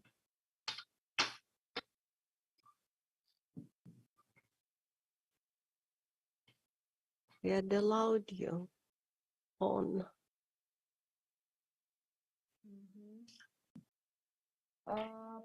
Дазов каже, що у них напис, що організатор не дозволив включити звук. Unfortunately, they have a signal that the organizers do not allow them to speak. That is, that the Будь ласка, mic теж is silenced прошу нашу by групу the технічної підтримки organizers. розібратися і дати змогу нашим колегам Can you hear почати us? виступ. Yeah, eventually we Дякую. can hear you. Дякую. Thank you. Сказати всім учасникам добрий день. Дякую, Данило. I'm happy to say good afternoon. Thank you, Danilo, for the presentation of our organization, SAUEZM. This is State Agency on Ukraine on Exclusion Zone Management. As you might know, I'm happy to welcome you all. And now I'm trying to share my screen. This year, I'm going to have a short presentation. Can you see it on the Так, презентацію видно. Yes, we can see properly. Thank you. I would like to go back a year ago into thankful the organization of the conference a year ago. It was important to say that a month after occupation, we remained alive, we were ready to resume our annual conferences, and we're very grateful to Slabutich City Council who supported us in our conference. Live broadcast, so to say, Zoom broadcast. And last year, they had shown on internet the consequences of the Russian occupation, all the ruinations, all the consequences of combats around the exclusive zone. At that time, we were unable to assess immediately the damage of the damage committed by the occupation. We were unable to understand the consequences, but INUDECO in 2022 had launched the communication process, which had been lasting for the whole year, and we communicated and maintained dialogue with our international partners, and today I am ready to present to you how the consequences and the remedies for those consequences that we had found together with our foreign partners.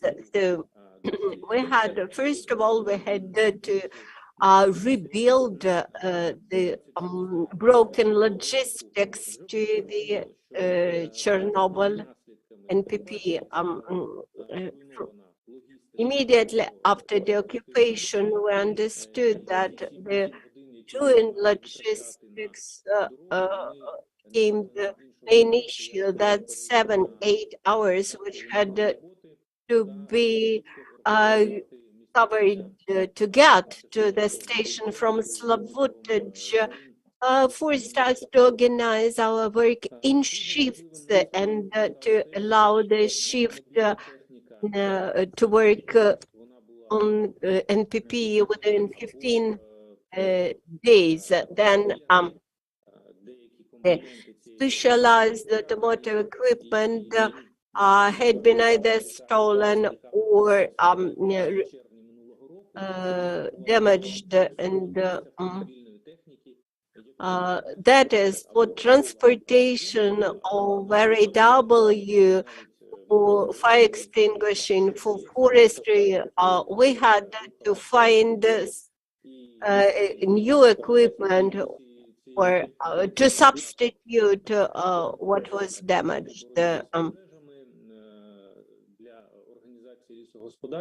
Especially, it was important to have fire extinguishing machinery. I even cannot explain how many vehicles were damaged. The next issue was with the radiological laboratories, which had been damaged. Also considerably many instruments, dosimeters, the metering equipment had been stolen, and that again had created again big problems for us.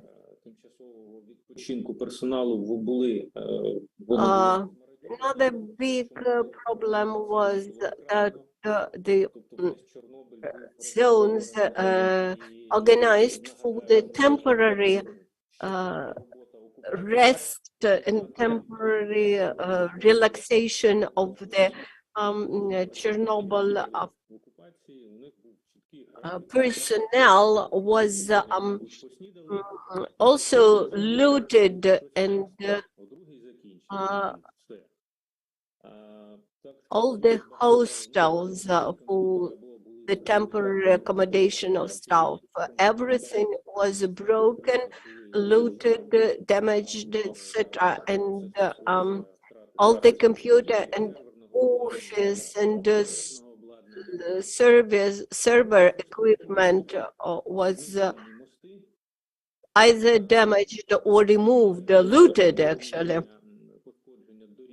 Also, the infrastructure has been destroyed and damaged, including all the bridges, roads, communications.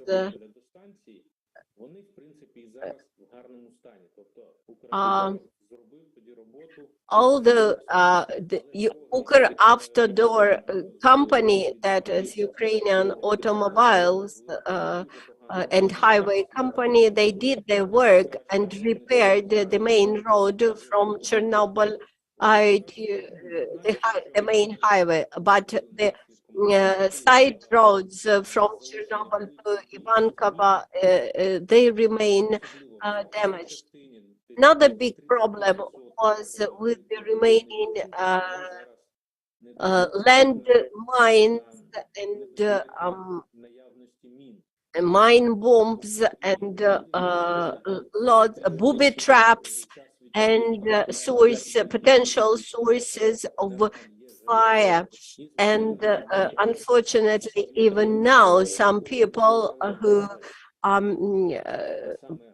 get trapped on that booby traps, they suffer more or less regularly from the blasts of that mine bombs and booby traps. This had especially become a problem in the absence of fire extinguishing equipment. We carefully calculated and found out that 100 million euros of equipment and equivalent of one as war prisoners, and they remain in Russia as war prisoners now. So we had to develop recovery and development plan for the exclusion zone. When developing the plan, we had put for ourselves a mission together with the international partners that we have to put an end to this difficult period in our life, that is occupation and deoccupation, and we have to become even stronger, even more resilient than we used to be before. And the first 4 items in this plan, they are of high priority: demining, improving the fire safety and means for fire extinguishing and firefighting. Then the third is the need to improve radiological conditions and dosimetry, that is to destroy all the equipment, and to restore the office equipment and enterprises. As for social infrastructure, we have to rebuild the bridge over Uj River, and we have to improve accommodation conditions for shifts of staff staying in Chernobyl entity. And we have to revive the incinerator for 10 megawatts for both generation of heating, electricity, and for this incinerator that is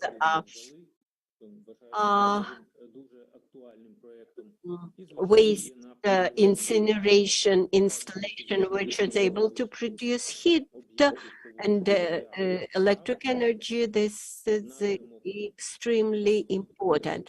Then we have to improve recovery of RAW management infrastructure, because the infrastructure requires revival and improvements. These are those 40 projects, and with more detailed explanation about each project, which is available, with very detailed specifications of the needed equipment, etc. This plan, as of today,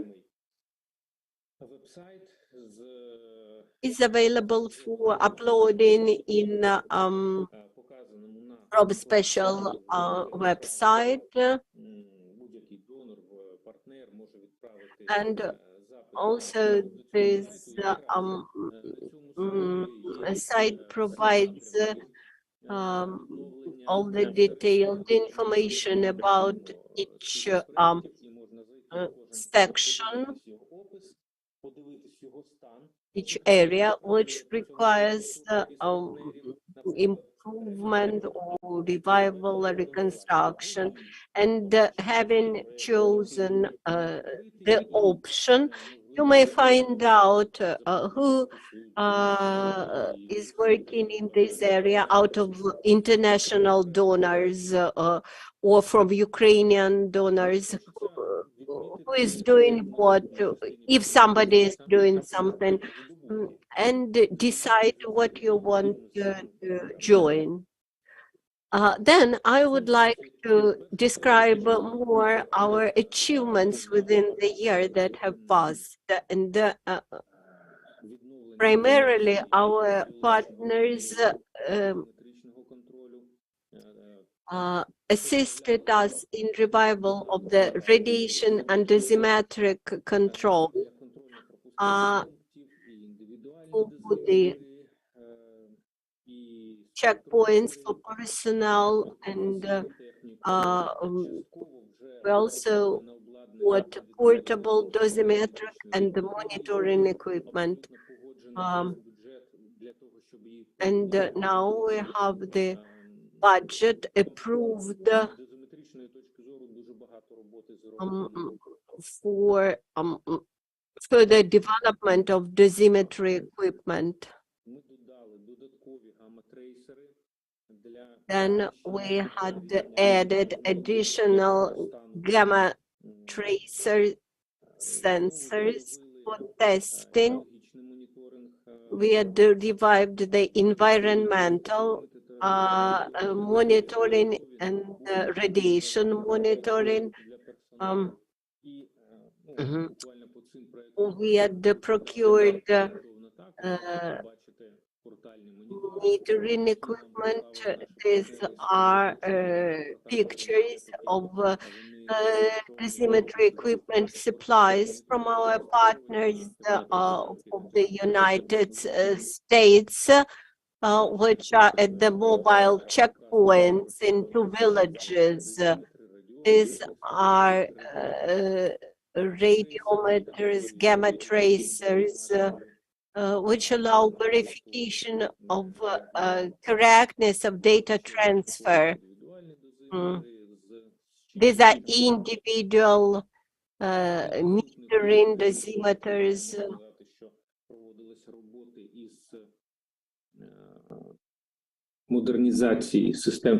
Also, we modernized the individual physical protection systems on vector complex.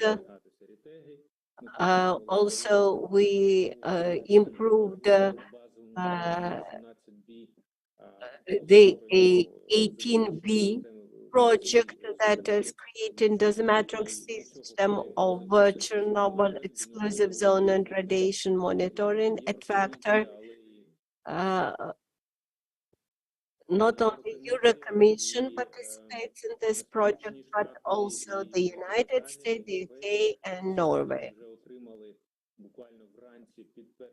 Today's morning, we have received the confirmation that Canada is interested to participate in this project.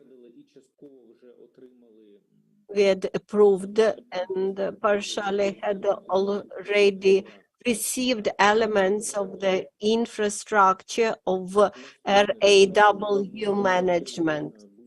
Then we have started creating radio communication system in exclusive zone.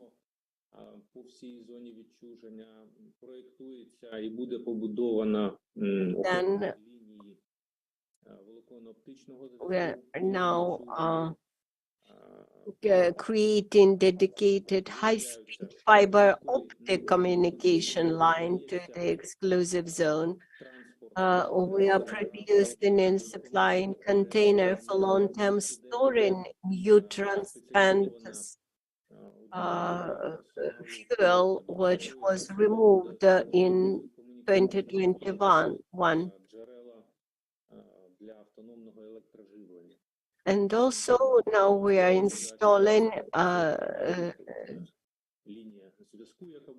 electricity supply line, which will connect Ivankiv with Chernobyl power plant or exclusive zone. We транспорту для перевезення ретегів, це для радону було зроблено, а також produced and supplied specialized vehicles for large ATGs, aerial transportation, and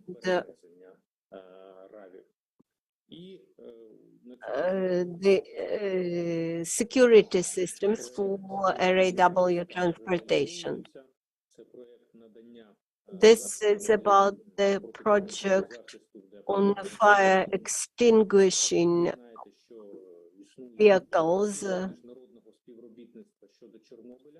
We have a special account in EBRD for the international cooperation in the Chernobyl power plant, and a special decision was made that this account could be used for infrastructural projects and specifically to procure fire extinguishing equipment like vehicles, tractors, trailers, etc. Thus, you may see that within a year we had successfully implemented or partially implemented more than 21 projects, and the money are coming for restoration work. During this year, we were promised to get 15 million euros of assistance. More than 2 millions had already arrived and were used for the priority needs, and another 8 million will arrive soon to the accounts. I would like to express my thanks to the Euro Commission, to the United States, to Norway, to the United Kingdom, to France, to many other countries who provide bilateral support to the state agency on an inclusive zone, who committed to provide money for this emergency project. Then we will further develop the confinement security project, transportation of the shifts to the site, and the accommodation and conditions of the shift personnel work on NPP. This allows us to speak with the optimism and to look into the future with big optimism. Дуже дякую, Максиме. Ми також щиро сподіваємося, що всі ваші плани і проекти обов'язково мають бути реалізовані. І я сподіваюся також, що наші колеги, всі партнери по мірі своїх можливостей будуть для цього докладати відповідних зусиль. З свого боку хочу сказати, що ви також можете розраховувати на підтримку Українського ядерного товариства, тому, будь ласка, в такому випадку завжди до нас звертайтеся. Шановні колеги, я, чесно, не погодив з нашими модераторами do іншими, not яким agree, чином ми didn't поставитись до запитань, як їх agree можна with задавати. our moderators Але я how все ж the таки questions can be наважусь asked. запропонувати один з But I would варіантів, що, like будь to ласка, offer пишіть one в of the коментарях options. Please write in ваші comments запитання до якогось з all your доповідачів. questions. І To which of наприкінці the панелі, я presenters сподіваюся, the що у нас question залишиться is, час, and in the я end їх of the зможу panel, I озвучити, hope подивитись, we will і have time. I впевнений, will наші look доповідачі at зможуть на them них and відповісти. I will read them and our Переходимо до presenters will be able to наступного answer. виступу. Now the next Максим Савєлєв, presentation, Інститут Maxim проблем безпеки Savyev, the АЕС Національної Institute of академії the наук України. Максиме, будь ласка, запрошуємо вас до National слова. Academy of Sciences of Ukraine. Maxim, the floor is yours. Hello, can you hear me? Доброго дня. Чуємо вас добре. Okay, can you see my slide? Okay, I see that you can see my slide, yeah? Okay, I could start. Слайди бачимо. Дякуємо. Thank you. So my name is Maxim Savelyev. I'm a senior scientist from Institute for Safety Problem of Nuclear Power Plants of National Academy of Science of Ukraine, and my report was dedicated about activities of our institute in year 2022 and 2023. So, dear guests and dear colleagues, unfortunately, this is the second conference we are holding under the wartime conditions. Nevertheless, we managed to survive the first shock, so my report will be devoted to what we managed to do over the past extremely difficult year for our Institute of Safety Problems of Nuclear Power Plants from the National Academy of Science of Ukraine. First, a few words about our institute. Everybody who attend our conference knows that the April 26th of 1986 entered to the world history as unprecedented nuclear accident. The incredible complexity of the accident requires the accession of the forces of industry and science, both at the stage of the elimination of the accident and at the stage of supporting the operation of the shelter object. Therefore, the academician Valery Regasov took the initiative to organize a complex scientific expedition to Chernobyl, which subsequently transformed into the Institute for Safety Problems National Nuclear Power Plants as a part of Department of Physical and Technical Problems of Energy of the National Academy of Science of Ukraine. Nowadays, the ISP and PP conduct applied and fundamental research in the following scientific areas: transformation of the shelter facility into the environmentally safe system, safety operation of nuclear facilities, decommissioning of nuclear sites, management of spent fuel and radioactive waste. Today, as in 1986, the main research sites of the Institute are located in Chernobyl and at the Chernobyl nuclear power plant. More than 100 scientists out of 266 employees of the Institute work in 9 scientific and 8 functional departments. The head of our institute is academician of National Academy of Science of Ukraine, Doctor of Science, Professor Anatoly Nosovsky. Upon the completion of the shelter implementation plan, the Gaian project of implementation the strategy of transforming the shelter object into environmentally safe system, the Unix system was created. It includes the new facility of the new safe confinement that makes possible safe retrieval and disposal of the nuclear and radioactive inventory of the shelter object, also known as sarcophagus. As the scientific advisor of the operator, Chernobyl nuclear power plant, our institute performs continuous monitoring of the main radioactive threats in this system, including monitoring of fuel and fuel-containing materials, contamination of premises inside the shelter object and surrounding areas, radioactive aerosol monitoring, monitoring of radioactive waters inside the shelter and groundwaters. We could say that the staff of ISP and PP is real Chernobyl stalkers, which collect main actual information about the current state of the fuel-containing materials, radiation, and environmental condition of the nuclear safe confinement and shelter object system. However, the work of our work is not only the field. Our staff equipped with laboratories that perform alpha gamma spectrometry of air, water, soil samples of the NSC-SO system and of the Chernobyl nuclear site, industrial site. The main sources of radioactive aerosols in the under-roof space of the shelter facility are destruction of open cluster of lava-like fuel-containing materials with formation of fuel dust, destruction of building structures, radioactive waters drying, and secondary dust rise due to the activities inside the shelter.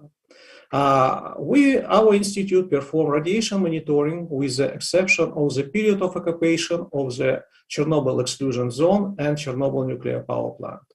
And we continuously carried out this monitoring. Fortunately, we can state that the absence of significant negative change in the under-roof space of the shelter facility in 2022-2023. Research of radioactive water began immediately after the construction of the shelter facility in 1991. Before the construction of the new safe confinement, the main sources of water entering the shelter facility from atmospheric precipitation, condensation, and large amount of man-made activity. After putting the new safe confinement to the operation, there have been drastic change in the behavior of the radioactive water, which are primarily determined by the absence of atmospheric precipitation. However, the intensive drying, you may see on the photo, of radioactive water accumulations and exposure of highly active fine dispersed bottom sediments can lead to the appearance of the new sources of radioactive aerosols. And this is the subject of our continuous research. Nuclear Safety Department perform estimate and forecast of the shelter object nuclear safety state on result of accessible experimental data, modeling and validation and other calculations. We do refinement and verification of mathematical and physical models of the nuclear hazardous fuel material clusters, estimation its neutron physical characteristics, content, and structure. During last period, during the war period, we managed to maintain continuous monitoring and analysis of the neutron flux and gamma radiation in potentially nuclear hazardous areas of the FCM accumulations. Behavior of the neutron flux in 2022 retained in the previous trends, which is in framework of the previously developed models. We are currently working on the new models of the nuclear hazardous cluster in the room 305, and tomorrow you will be able to listen the report on this subject. On this slide, you can get a general idea of known location of the FCM. In 2022, our institute, together with the company Pleiades and the recognized expert in laser technology, German Fraunhofer Dresden Institute, we began a prospect work on the general concept of extracting fuel-containing materials from the lower elevations of the shelter objects. This is lower elevations, using the laser fragmentation methodology. Nowadays, our scientist, Alexander Proskurin, working together with German scientists in Dresden, studying this technology. All clusters of fissionable materials localized inside the shelter facility divided into 3 main groups. The first group includes cluster of FCM, the properties of which have been sufficiently studied and which under any kind of change in storage condition will be nuclear safe. Another group includes some hidden clusters of FCM which are not sufficiently studied due to the inaccessibility to them and can be nuclear dangerous only under central conditions. And the third group includes clusters that can be classified as potentially nuclear dangerous with high probability. This year, we do continuous studying of these fuel-containing materials, and I'm proud to say that this year, the group of our scientists published an article, Phase Composition of Lava-like Fuel-Containing Materials of Unit 4 of the Chernobyl NPP, Black Ceramics, in famous Journal of Nuclear Materials, which is ranked as Q1 according to the Scopus ratings. The Department of Remote System and Technologies is engaged to development of production of prototypes of different robotic systems and other unmanned technologies for carrying out works in the elimination of the consequences of Chernobyl disaster. Specialists of our department adopted unique technical solutions that allowed the automated devices to perform their work stably and reliably in conditions of under extremely high level of ionizing radiation. And some of our technologies is working for more than 15 years. So we have very good experience in this. We developed a lot of different robotic solution, and right now I'm also proud to say that together, thanks to the cooperation with the University of Bristol, we also extend our research with quadruped robots and flying drones. So you may see on the slide some of our prospect research. The territory of Chernobyl exclusion zone was significantly impacted by the war, and you already heard a lot of reports about this. And you will also heard about this during this conference. Unfortunately, our institute was not an exception. According to the institute estimates, material damage was caused by the amount is more than $8 million of US dollars. And thanks to the invasion, thanks to the military action, the activity of our institute was dramatically suspended. And on this slide, you may see our premises just after receiving permission to visit our institute. You may see that all laboratories was completely destroyed. Thanks to the received humanitarian technical assistance from different international partners, the Institute managed to establish a minimum amount of laboratory works in the city of Chernobyl. And later, it makes possible to restore the relevant licenses, which were suspended by the regulation authorities due to the loss of our equipment, and start the performance of our research activities. On that picture, you may see examples of help from the University of Bristol, Clear Future Fund, different Sweden and Ukrainian organization, University of Berkeley. And we would like to express our special thanks to the Pleiades GmbH and personally to Dr. Norbert Molitor, University of Bristol, and personally to Professor Tom Scott and Dr. Peter Martin, to Clear Future Fund, and personally to the Jake Hakeley and Eric Kambarian, the University of California, and personally to Professor Kai Vetter, to a lot of different Swedish organizations, and personally to Tommy Lothernham, and of course our Ukrainian organization who also support our institute, and personally to Oleg Brazhy, Pavlo Tanaev, Maxim Pantin, and many other organizations. We also would like to say great thanks to our Japanese, our Chinese colleagues who supported us in such kind of different times. And the support provided by the Institute makes possible to complete modeling and atmospheric distribution of radioactive aerosols as a result of forest fire in the Chernobyl exclusion zone. Perform and complete research of the change in the localization of the main areas of fires in the Chernobyl exclusion zone and near its borders in March 2022. To do the work of radiohydrological studies and the industrial site of Chernobyl and SPP and perform a mathematical modeling of the potential release of radionuclides into the environment. We also was able to do for the state enterprise Energoatom development of scientific and technical economical basis for the optimal choice of promising nuclear energy technologies for Ukraine.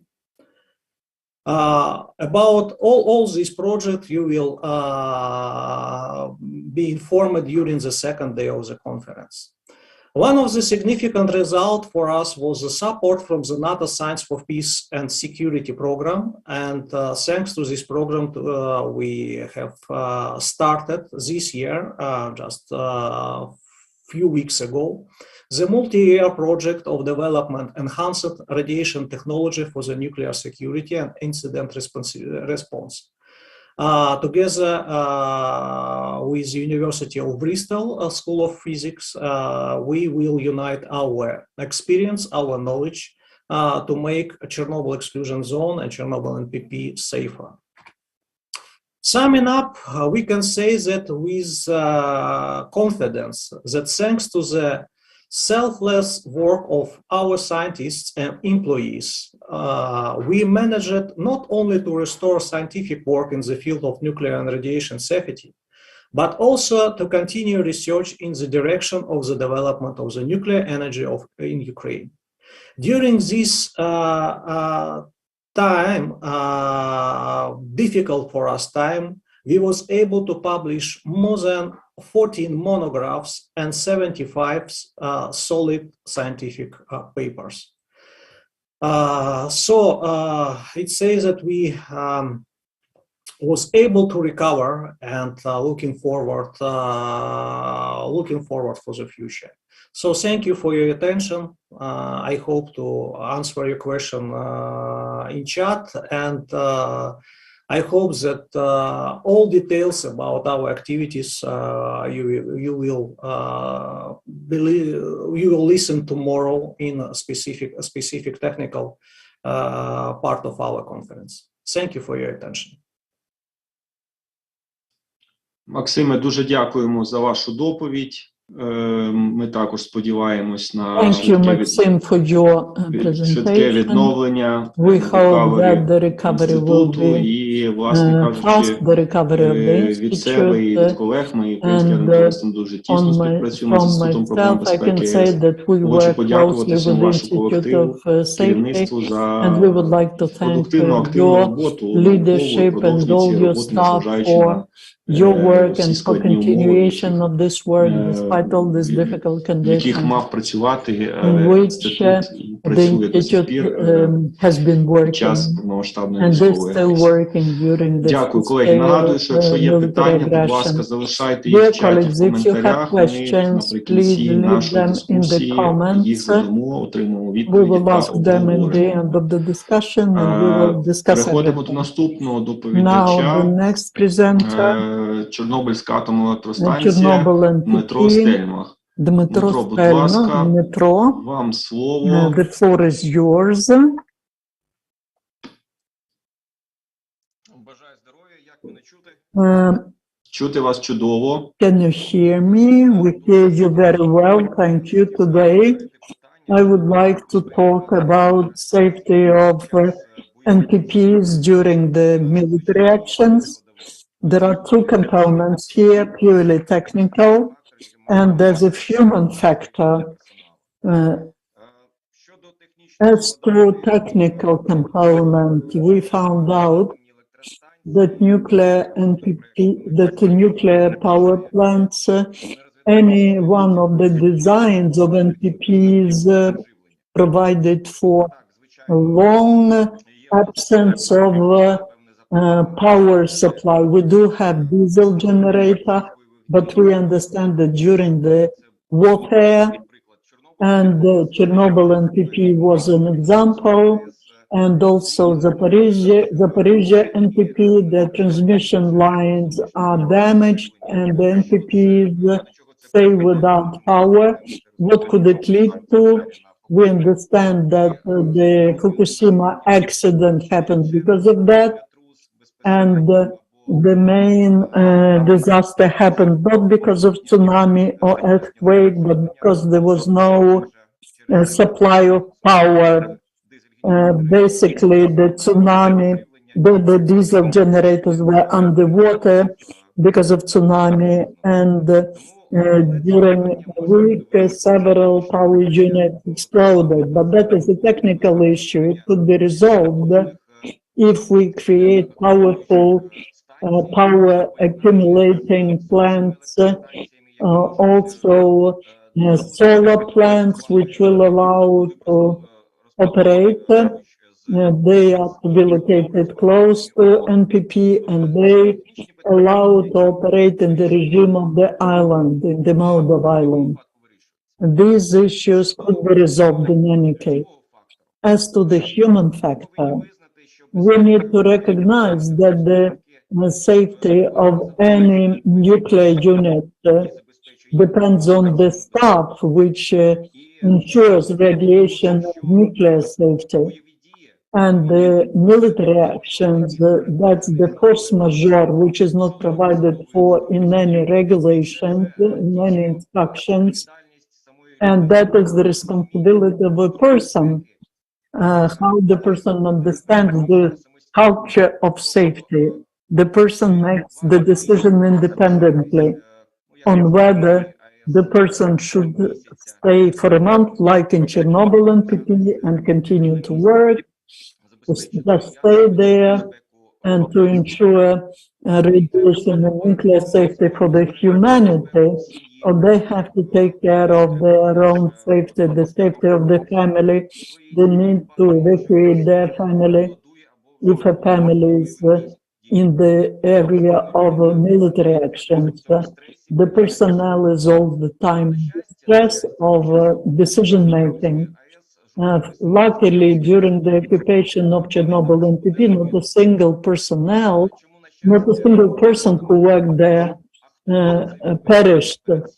But otherwise, who would be responsible for that before the family? Who would be responsible for these consequences? Luckily for Slavutich, occupation, during the occupation, we had no situations when the family of a person who ensured the safety would suffer. But that's the stress, and the person has to make a decision all the time what to do. Another case, where's the limit between executing your own duties, I mean ensuring safety, collaborationism. That is important. After we liberate Zaporizhia NPP for more than a year under occupation, and eventually we will have this issue.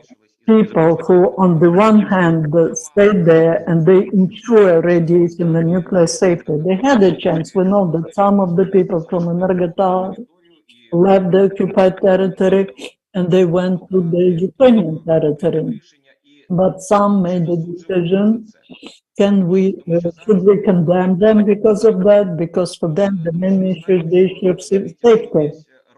Even if all the Rosatom brings the specialists, we know that every facility is unique. The personnel studies for several years. There are some specific features, and the safety of the facility depends on those people who are there. Whether we'll be able to avoid some situations, there will be some investigations, and all these people who are at Zaporizhia NPP, they are under the stress. They don't know what will happen after Zaporizhia NPP. Zaporizhia NPP returns to the control of Ukraine. Now, more and more people who worked at the NPPs were mobilized and now they return after they executed their military duty. After demobilization, they return and continue to work at the sites of NPPs. But we can imagine that during the possible occupation, it's very dangerous for these people to stay there because they will be immediately under the threat. Can they leave this facility or should they stay there? This is another question. Also, those people who participated in warfare, there's a clear identification as to the enemy. What could be communication with the enemy? This barrier. How to counteract the enemy with the weapons? Well, we cannot condemn these people in this case as well. There are many issues. And to address that, just thinking about Ukraine, Russia, aggression, and so on is impossible. This could be addressed only in the international platform.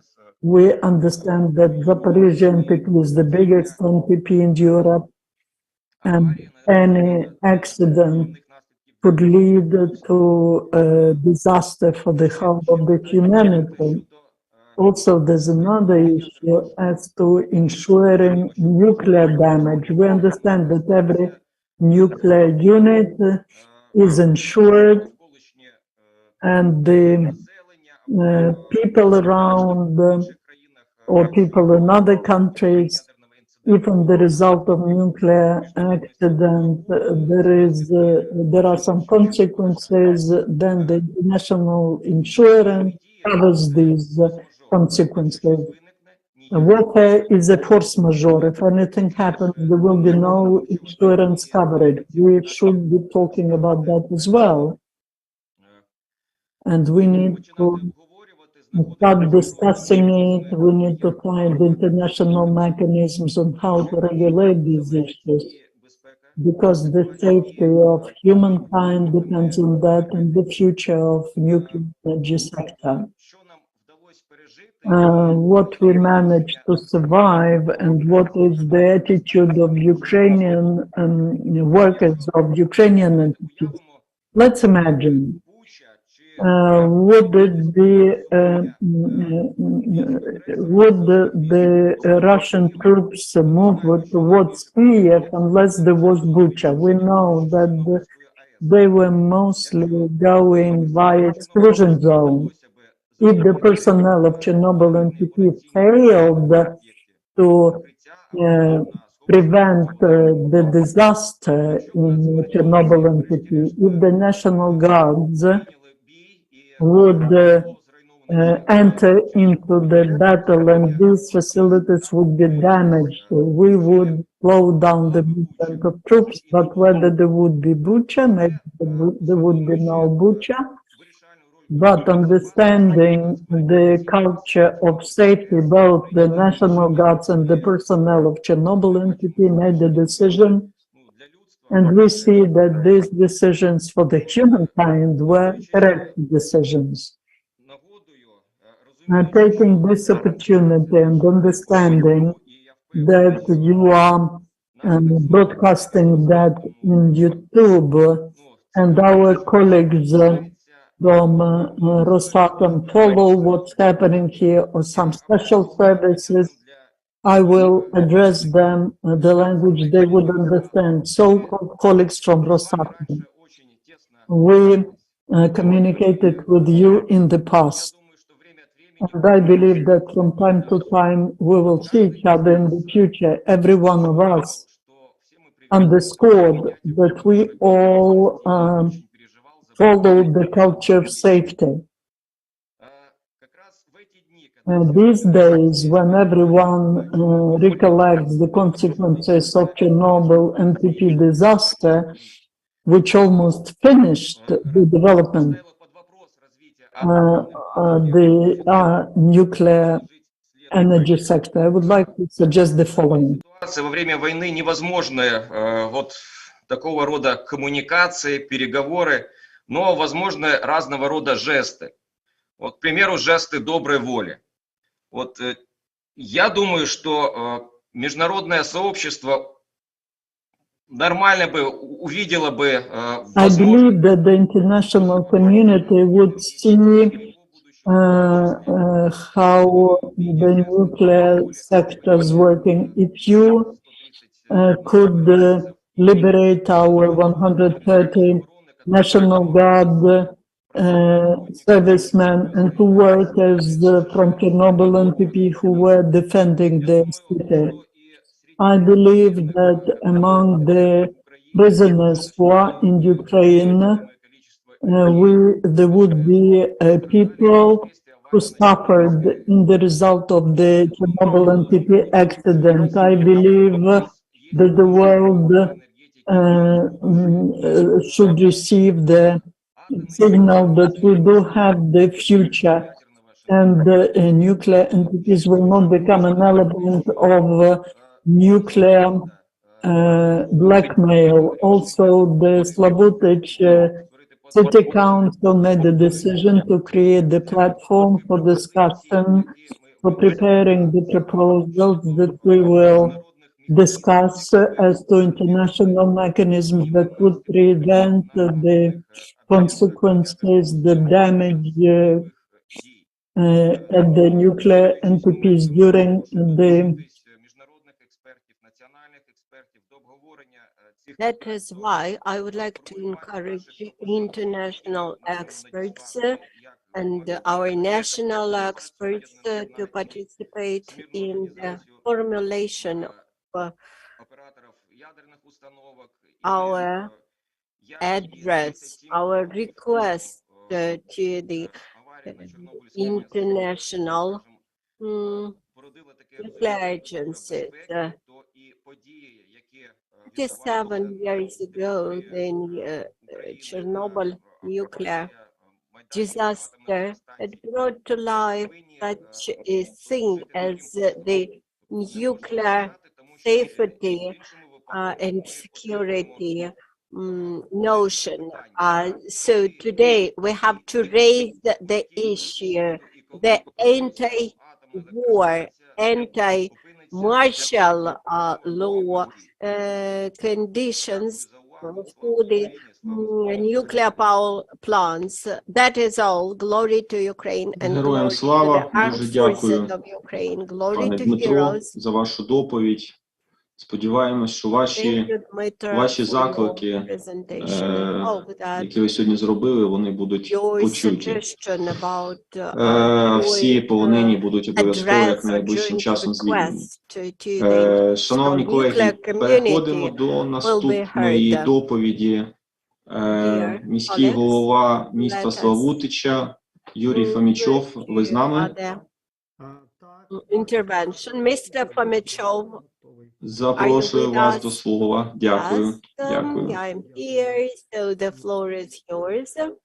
Я сподіваюся, на екрані є те, про що я буду розповідати. I hope that you can see on the screen what I'm going to present. I agree with my colleague that we have to liberate, to release our prisoners of war and who were imprisoned because they were defenders of the Chernobyl power plant. We all realize that for Slabutich, the changes are inevitable. Danila, I like the background slogan again, behind or back, that the future belongs to the nuclear energy. And this brings me directly to my topic about the future of Slabutich. I won't speak about the story house footage emerged, how it was founded before the full-scale invasion. We had one strategy for development, but upon the full-scale invasion, we had changed our development strategy, because after the occupation, we realized that we are resilient, we are strong, we are devoted to our city, and that we cannot imagine our further life without our native city. So despite the difficult logistics of getting to the city, despite all the difficulties which exist for us, and we are just at the beginning of our planning for the future. We are thinking about new development strategies. Those who will be interested to look more carefully in more detail on my presentation, it will be posted on our website, and you will be able to do that later. The majority of our previous projects were related to energy saving, to emission reduction, and we will continue this work. But after the occupation, we believe that we have to change the business model, the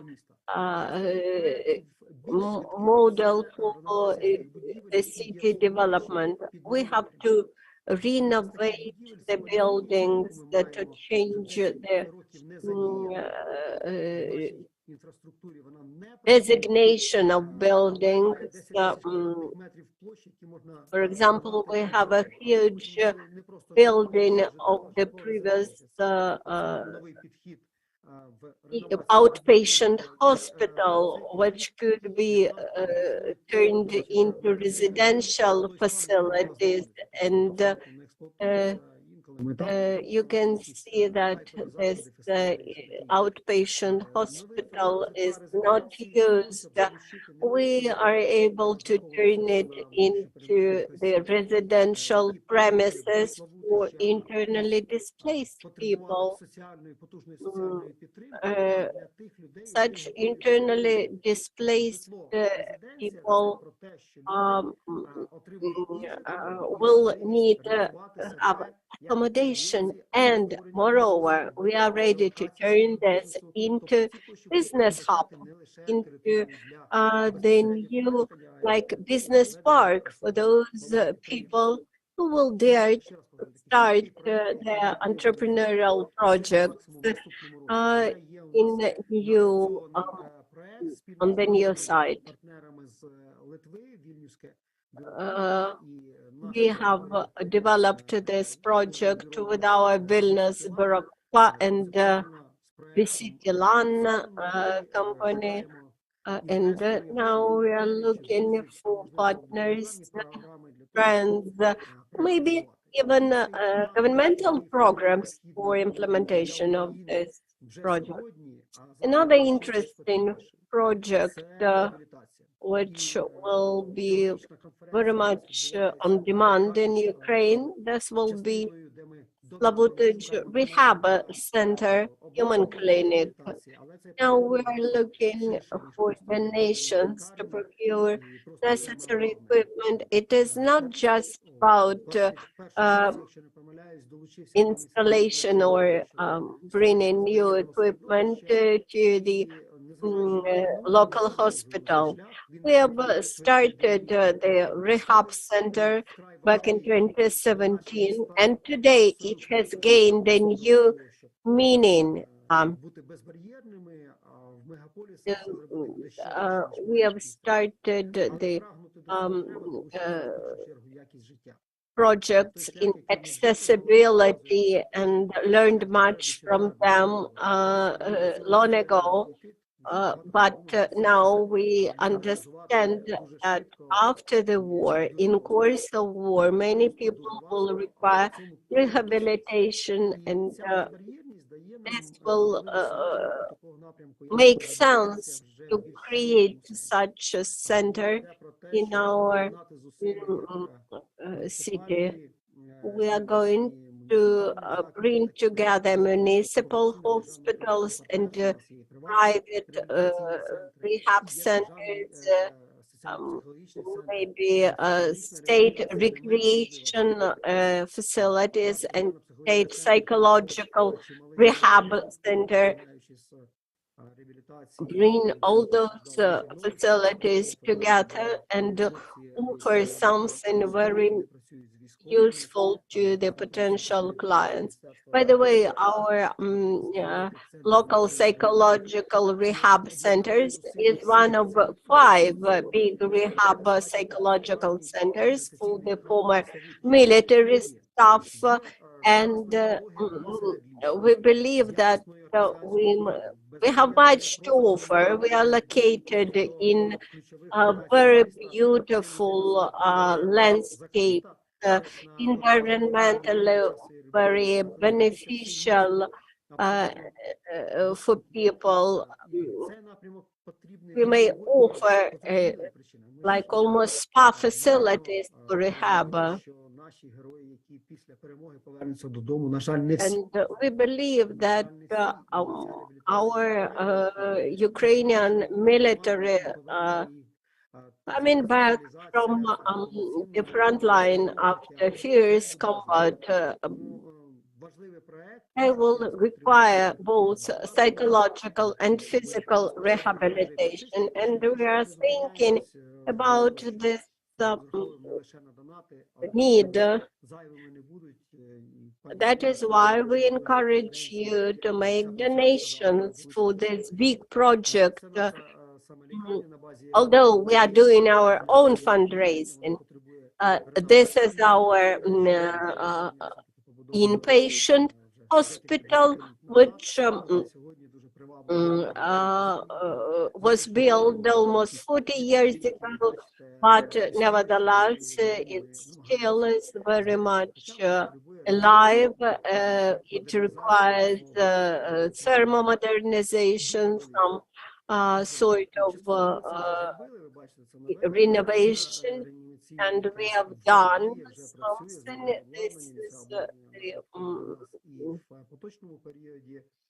emergency unit in this hospital, which was refurbished recently.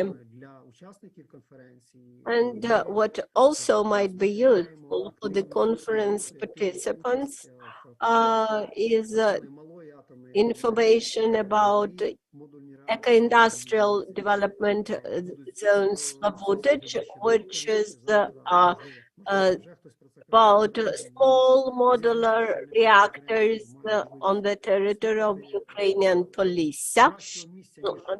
This is about testing SMRs, which we believe is the best future for the further nuclear power sector development in Ukraine. We have good infrastructure, we have exclusive zone, we have restricted access to this zone, which allows a safe operation of these SMRs, and while we are very much interested in employment and jobs for our highly qualified personnel, because the former nuclear Chernobyl NPP staff, they are highly qualified, they remain highly qualified, and of course the decommissioning of NPP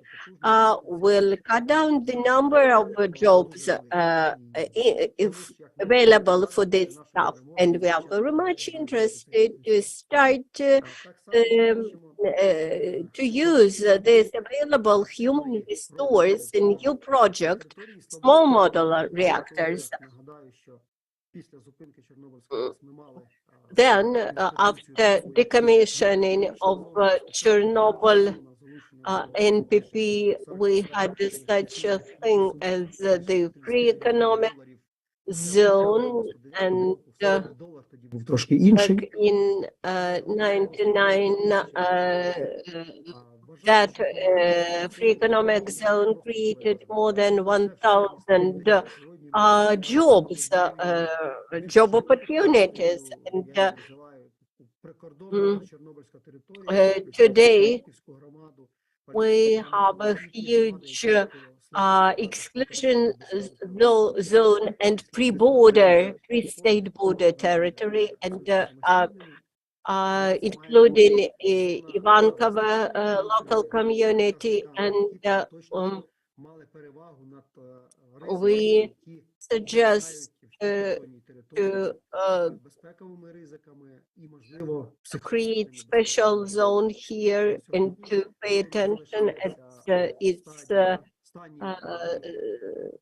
security, because Belarus border is very close, and despite the fact that they participate in aggression directly, but they provide indirect support to the Russian aggressor.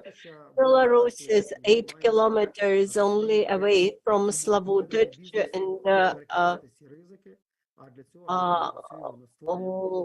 we should create the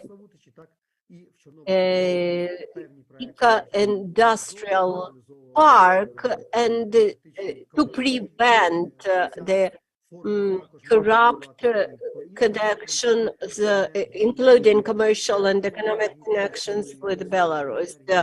You may see how we have designed the green energy generation, and we suggest this economic zone for implementation of the projects that will be aimed at the green transition promotion. And the last but not least, about modernization of some buildings, which I mentioned, we would like to create North Ukraine a nuclear science hub dealing with the issues of the nuclear energy sector. We would like to house here nuclear power industry, robotics, science, and education experts, and create a co-working for those who would like to deal with the decommissioning of Chernobyl NPP, decommissioning of nuclear power plants in general, those who are interested in all the spectrum of issues related to Chernobyl. Despite the poor logistics with Chernobyl NPP today, nevertheless, we may offer good conditions for those who are interested to stay close to Chernobyl NPP, to be involved in the issues related to it. Of course, we have done just first steps in this direction, but I believe this could be very beneficial for all the potential stakeholders, and I encourage you to have discussions on this issue on the margin of our conference. Our designers have created a 3D model of the future hub, and you may follow the link and to look at this project. The project is designed and aimed including the small modular reactors, which according to the assessments might become the best option, the best element of our development strategy until 25 or maybe until 2030. Here in Ukrainian police territory, we may offer solutions to those challenges that Ukraine had by the full-scale invasion. We believe that we may something to offer additionally to the big nuclear generation, additionally to the big thermal generation.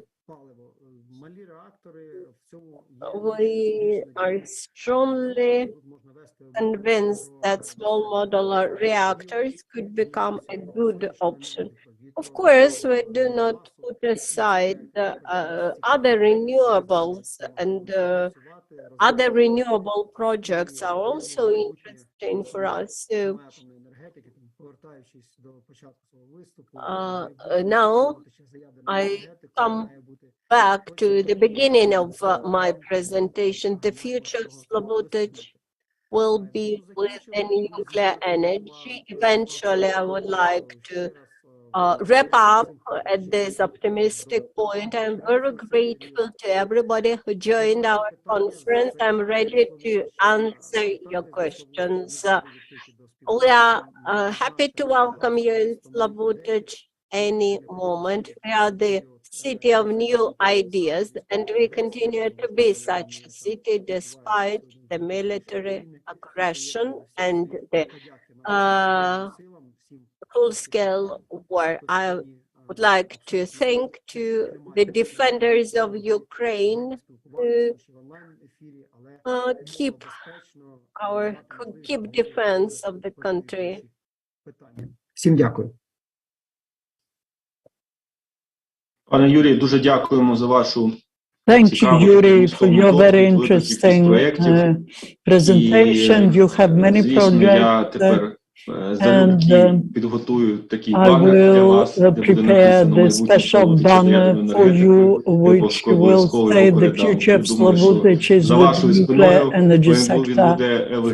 It will be behind your back, and it will look even better than behind my back. Also, I would like to remind all those present and Arena sent the link to how to make contributions to this project,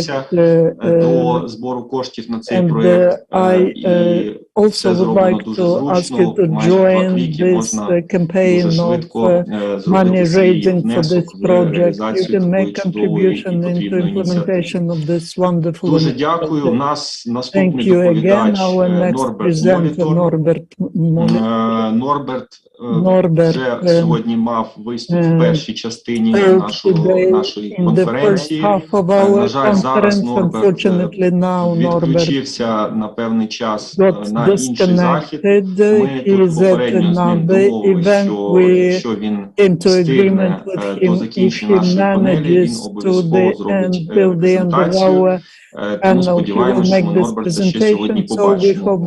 Відповідно, ми переходимо до наступного доповідача. Марк Железняк, університет Фукусіма. Марк, передаємо вам слово. Будь ласка, підключайтесь.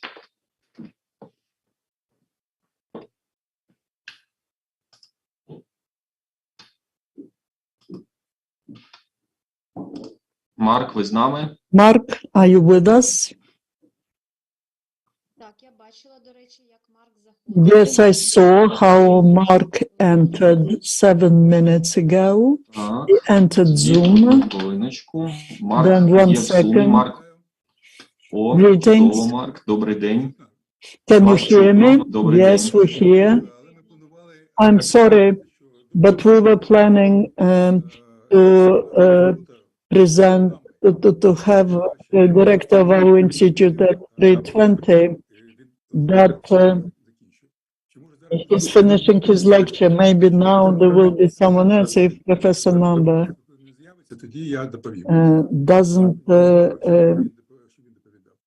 show up, then I will make presentation, but I would like him to make the Давайте спробуємо, Okay, гаразд. let's Трошки у нас try. почали зміни в програмі, але це нормальний Well, робочий we have some процес. changes in the program, but Тоді that's я normal бачу, working що process. є Then I наш see колега з американського that our ядерного colleague товариства from Пол Дікман, American голова комітету Nuclear закордонних Society is справ. here, Paul Перед тим, як Dickman. передати слово Before I give the Полу, floor я би to Paul, хотів від Українського I ядерного would like on товариства behalf висловити щиро of подяку нашим американським Ukrainian колегам. Nuclear Дуже Society, велика thank our кількість American допомоги з colleagues. перших днів війни We поступала have been саме з receiving a lot of американського ядерного assistance товариства, from яка допомагала American українським Nuclear атомникам, нашим Society. членам They were товариства. helping our members, Це the були people дуже working in серйозні nuclear зусилля, sector of Ukraine, включаючи and these were публічні заяви по serious засудженню військової агресії, окупації efforts. Запорізької They made станції. public Наші колеги зараз announcements. активно також Our продовжують цю colleagues роботу. continue Тому this я work дякую Полу за actively, те, so що I він would like to приєднався thank сьогодні до Paul нашої for конференції. joining І our Пол, conference передаю вам today. слово. And Paul, the floor is yours.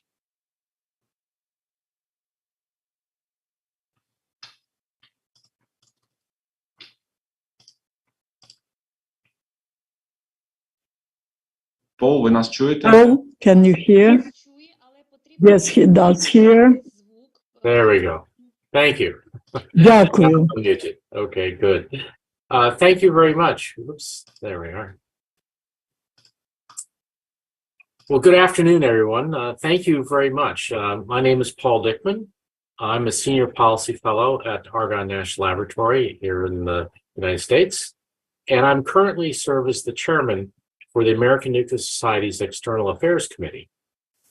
Thank you to the City Council and partnering organizations for inviting me to participate in the 8th International Conference on Nuclear Decommissioning and Environmental Recovery. I'm here speaking on behalf of the American Nuclear Society, which was founded in 1954 as an answer to President Eisenhower's Atoms for Peace speech before the United Nations. The American Nuclear Society represents America's nuclear engineers, scientists, and policy professionals. And today our membership numbers over 10,000 professionals. But first, I think it's appropriate that we give a pause. And because yesterday marked the 37th anniversary of the Chernobyl disaster. So April 26th serves as a reminder to all of us dedicated to advancement of nuclear energy that we must remember the sacrifices of the nuclear workers and emergency responders who contained the Chernobyl disaster and mitigated its impact. Their courage will never be forgotten, and we must honor the memory by continuing to work tirelessly to prevent future accidents and to ensure the safety of all those who work in nuclear industry and who live near nuclear facilities. Today, Ukrainian nuclear workers face a very different set of challenges. A year into the invasion of your country, we commend our Ukrainian colleagues for ensuring their continued and safe operations of nuclear power plants amid the aggression of the Russian army. America's nuclear professional community stands with our Ukrainian colleagues, including those who remain under the illegal foreign military occupation at Zaporizhia. Through scientific exchanges and humanitarian aid, the American Nuclear Society maintains a commitment to doing what we can to assist the Ukrainian nuclear sector, both now and in the years ahead, when a peaceful, independent Ukraine rebuilds its energy infrastructure and pursues new nuclear endeavors. The American Nuclear Society joins with the global community to support the return of Ukrainian control and ownership over the illegally occupied Zaporizhia nuclear power plant. The surest way to guarantee the safety of nuclear personnel and materials and the technologies at Zaporizhia is for Russia to agree to the IAEA's demilitarized zone around the Ukrainian nuclear facilities. Nuclear safety cannot be a shield for military operations to hide behind. You cannot claim to adhere to international nuclear safety standards and yet use them to launch military operations. This is blackmail. The sentiments expressed by President Eisenhower in his speech of Atoms for Peace before the United Nations still rings true today. We continue to believe in Eisenhower's optimistic vision of a better tomorrow where nuclear science and technology can bring abundant, clean energy to the world. In the era of advanced reactors and fuels, we believe there's much that we can continue to learn from each other as we deploy new technologies. By sharing our knowledge and our expertise, we can continue to advance nuclear science and technology and overcome new challenges and contribute to the development of a safer, more efficient, and sustainable energy systems. Looking ahead, we also believe that nuclear energy can play an important role in the recovery and economic development of a peaceful and independent Ukraine. Through continued investments in its own nuclear energy sector, Ukraine can reduce its reliance on imported energy and strengthen its energy security. All of Central and Eastern Europe will look to Ukraine for inspiration on how to reduce their dependency on fossil fuel imports from Russia. Even in times of peace, clean nuclear energy safeguards the national sovereignty of countries from foreign political pressure and manipulation. The American Nuclear Society welcomes a number of new nuclear projects in Ukraine being pursued by several American and Canadian companies, including Westinghouse, NuScale, Holtec, and Cameco. These projects represent an important step forward in the advancement of Ukraine's nuclear energy sector and will help diversify the country's energy mix and enhance your energy security. The signing of new nuclear projects and continued commitment to previously announced projects by the US and other Western companies are important steps. These agreements show the US and Western nuclear companies are committing to supporting the future of a sovereign, peaceful, and prosperous Ukraine. In addition, the joint projects and agreements could help Ukraine emerge as a regional hub for advanced nuclear technologies. We applaud the latest agreements between Energoatom and Holtec for the construction of up to 20 small modular reactors across Ukraine. This joint project lays the foundation for a clean energy future for a post-war Ukraine. SMRs not only strengthen the company's energy security, but allow for the decentralization of electrical energy going forward. As you know, small modular reactors can be built in factories and transported to their installation sites. This is a promise to make them faster and more cost-effective to build. They can also be integrated into existing energy infrastructure. By developing SMRs, Ukraine can potentially unlock a new energy era of security that is more accessible and adaptable. Here in the United States, a major effort is underway to build advanced and small modular reactors as replacements for older coal plants. For instance, Bill Gates, the founder of Microsoft, has funded TerraPower, and the company is building its first sodium fast reactor at a coal plant site in Wyoming, while X-Energy has partnered with the state of Maryland to explore the advances of repurposing a coal plant in Maryland for their XE100 small reactor. We are particularly impressed with the joint project office that is being established to proceed with the work efforts required for licensing and deployment of Holtec's SMR 160s throughout Ukraine. We believe this is a significant step towards achieving Ukraine's decarbonization goals and energy independence from Russia. The coming decades will require closer cooperation between our countries and others as nuclear companies and suppliers across the free world partner up to deploy new reactor designs and advanced fuel technologies. No doubt we will be seeing more projects between nuclear companies from different countries, and in the future, we hope to rapidly decarbonize global economy to halt climate change. Now, equally important in securing Ukraine's energy future are the are Ukraine's recent uranium deals with Westinghouse and Cameco to supply fuel for Ukrainian nuclear power plants. In the U.S. is advancing the construction of a robust domestic supply of high-assay, low-enriched uranium, or HALEU, to fuel the advanced reactors of tomorrow. The free world cannot afford to leave to hostile regimes our clean energy future. We must work together to safeguard our nuclear supply chains. And another important project that is continued operations of Ukraine's nuclear power plants. By renewing and upgrading these reactors, Ukraine can extend the lifespan, increase their efficiency and safety, and ensure they will continue to operate for many years to come. There are many challenges to overcome. Safety and security are the utmost importance, and we believe these issues should be addressed through closer collaboration between the Ukrainian and American nuclear professionals. We recognize the need for a strong regulatory framework for public education and engagement and responsible management of nuclear waste. In conclusion, we believe that nuclear energy will play a vital role in the post-war recovery and economic development and the energy security of an independent Ukraine. We are committed to supporting our Ukrainian nuclear colleagues through scientific exchanges and through the development of new nuclear projects, including those built with U.S. companies. We recognize that there are many challenges that lie ahead, but we're confident that by working together, we can build a stronger, safer, and more sustainable energy future that benefits all of us.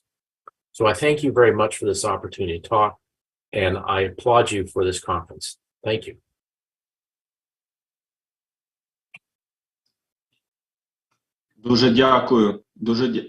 Дуже дякую, Пол. Thank you so much, Paul, for your presentation, for joining us today. Also, I would like to thank all our American partners who provide such an important support to Ukraine during this large-scale war against Ukraine. From myself, I would like to add that Ukraine has a very good prospect, and I mentioned that in the beginning of our panel, and most of the projects which we plan to implement will be implemented together with American partners, American companies. These projects are highly prospective.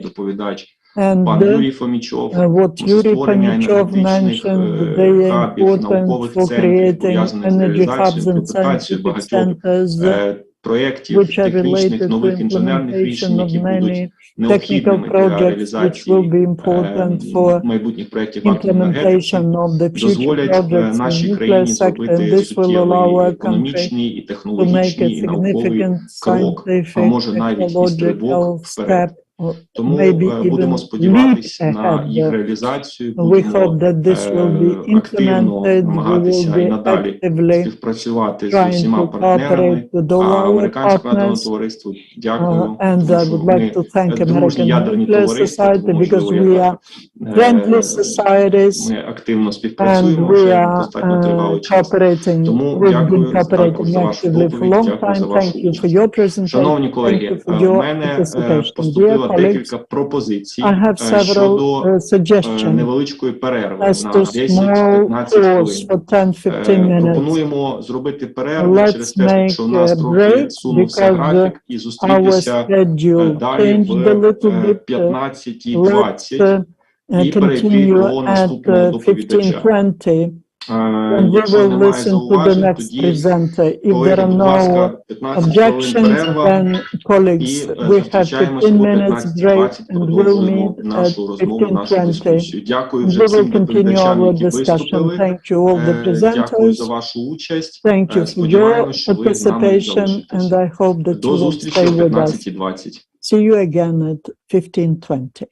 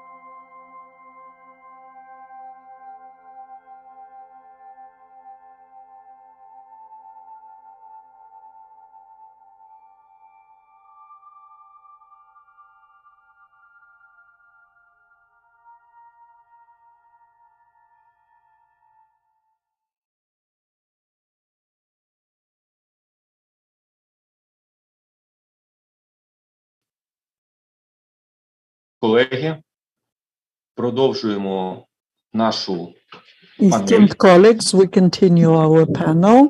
Сподіваюсь, всі встигли трошки перепочити. That you all had І ми some time to переходимо rest, до and we нашого will наступного proceed with доповідача. our next presenter. Точніше, напевно, це буде два Or доповідачі, there як я will be, розумію. I understand, two Марк Железняк presenters. і Mark професор Железняк Намба. and Professor Namba. Я запрошую вас I до would like слова, to будь ласка, invite you to колеги. take the floor, dear colleagues. Good afternoon. Greetings from Fukushima. Professor Namba, well, in Japan, the professors teach students even in the evening. Well, I will start. I hope that he will show up. I will introduce myself briefly. I know many. Yesterday was anniversary, and I had been one of the liquidators from 1986. I started working the 5th of May of 1986, and that was on the basis of the Institute of Cybernetics, and then I went to Chernobyl. I was involved in modeling, and in 2013, in the end of the 2011, I was invited to Japan, where in Fukushima they created a new institute, and I'm the professor of this institute. For 10 years, I'm the professor of this institute.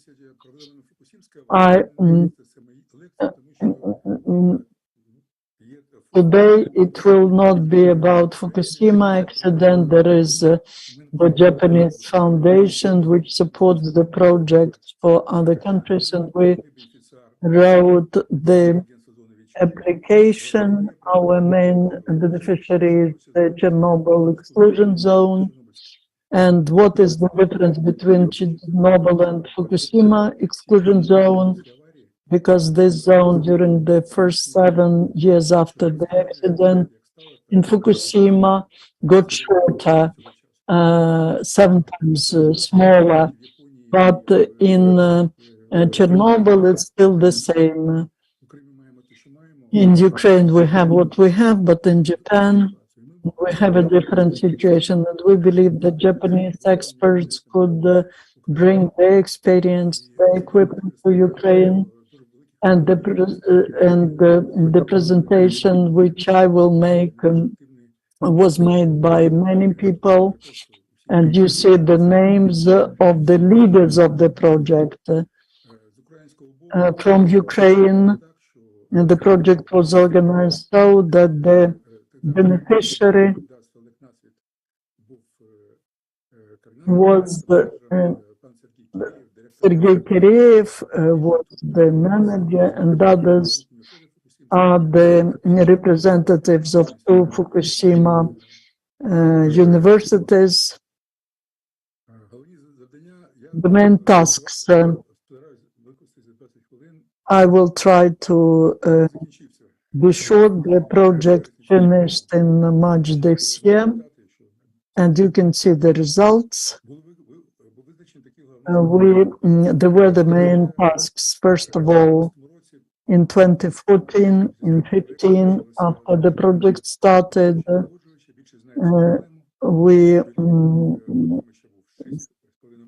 the level of the reservoir was 6 meters higher than in Pripyat River, but then the pump broke in 2014, and the level started to go down, and that became a very dynamic object. The second task, so first task was understanding and predicting environmental changes associated with the lowering of water levels in the CP. The second task was establishment of monitoring methods for new zoning and impact prediction by models. The third one is establishment of environmental impact assessment methods based on wide area monitoring and modeling. These systems were to be improved. And this would provide information for recommendations on what to do with this zone. Japanese experts could give such a recommendation. Very important component is technical support. The money was used not just for scientific research, but for technical assistance provided to several institutes. Here you see who were from the Japanese side and Ukrainian side involved into the project. And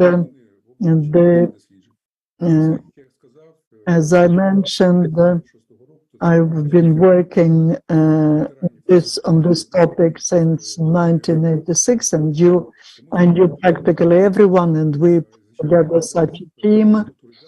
And there were two structures: the preserve, which was organized, became part of it. State inspection of regulation were very important participants, as well as the Center of Technical Support. The monitoring outside the zone was done by GIDMAT and the Central Laboratory, also the Institute of Radiology. The dosimetry was made by the Institute of Radiation Protection, and also other institutes of the Academy of Sciences, and you see all the hydrobiology, and I was the head of the department, and the Institute of Geology Sciences. The project was very complicated. That was the first time when so many institutes worked on this side of the beneficiary, and every institute received the technical support. Here 120, there were more than $1 million for technical support of Ukraine. All the new equipment was supplied by the institute, and you can see who received what, but all of you know the war, the occupation, and part of what we supplied was looted and damaged by the occupant, and we also reacted to some other requests from the Eco Center and to the Chernobyl branch and to the preserve, and we supplied additional equipment to compensate what was lost. Talking about scientific research, first of all, problem I mentioned was knowing that these are satellite images of August 15, 16, and 20, and these are the most contaminated reservoir in the world. And basically, these reservoirs got smaller, they were not so deep, and we realized that there was a big zone of drying. The former, basically, a bottom which was contaminated because a lot was discharged there from the NTP directly, and it was very important to conduct research on what's happening to give a forecast what will happen next. And the scheme here is that we had a big team in Ukraine, and practically all were working on this issue. They conducted laboratory research, and the result of the modeling of the groundwater condition, surface waters condition.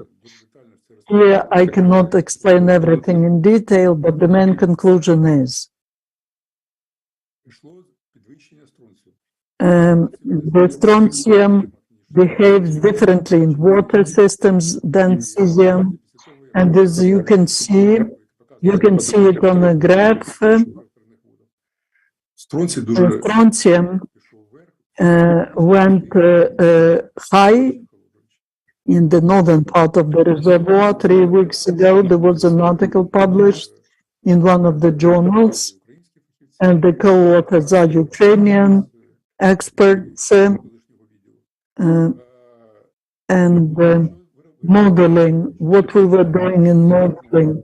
We practically cannot just reducing the level of water explain the highest strontium content.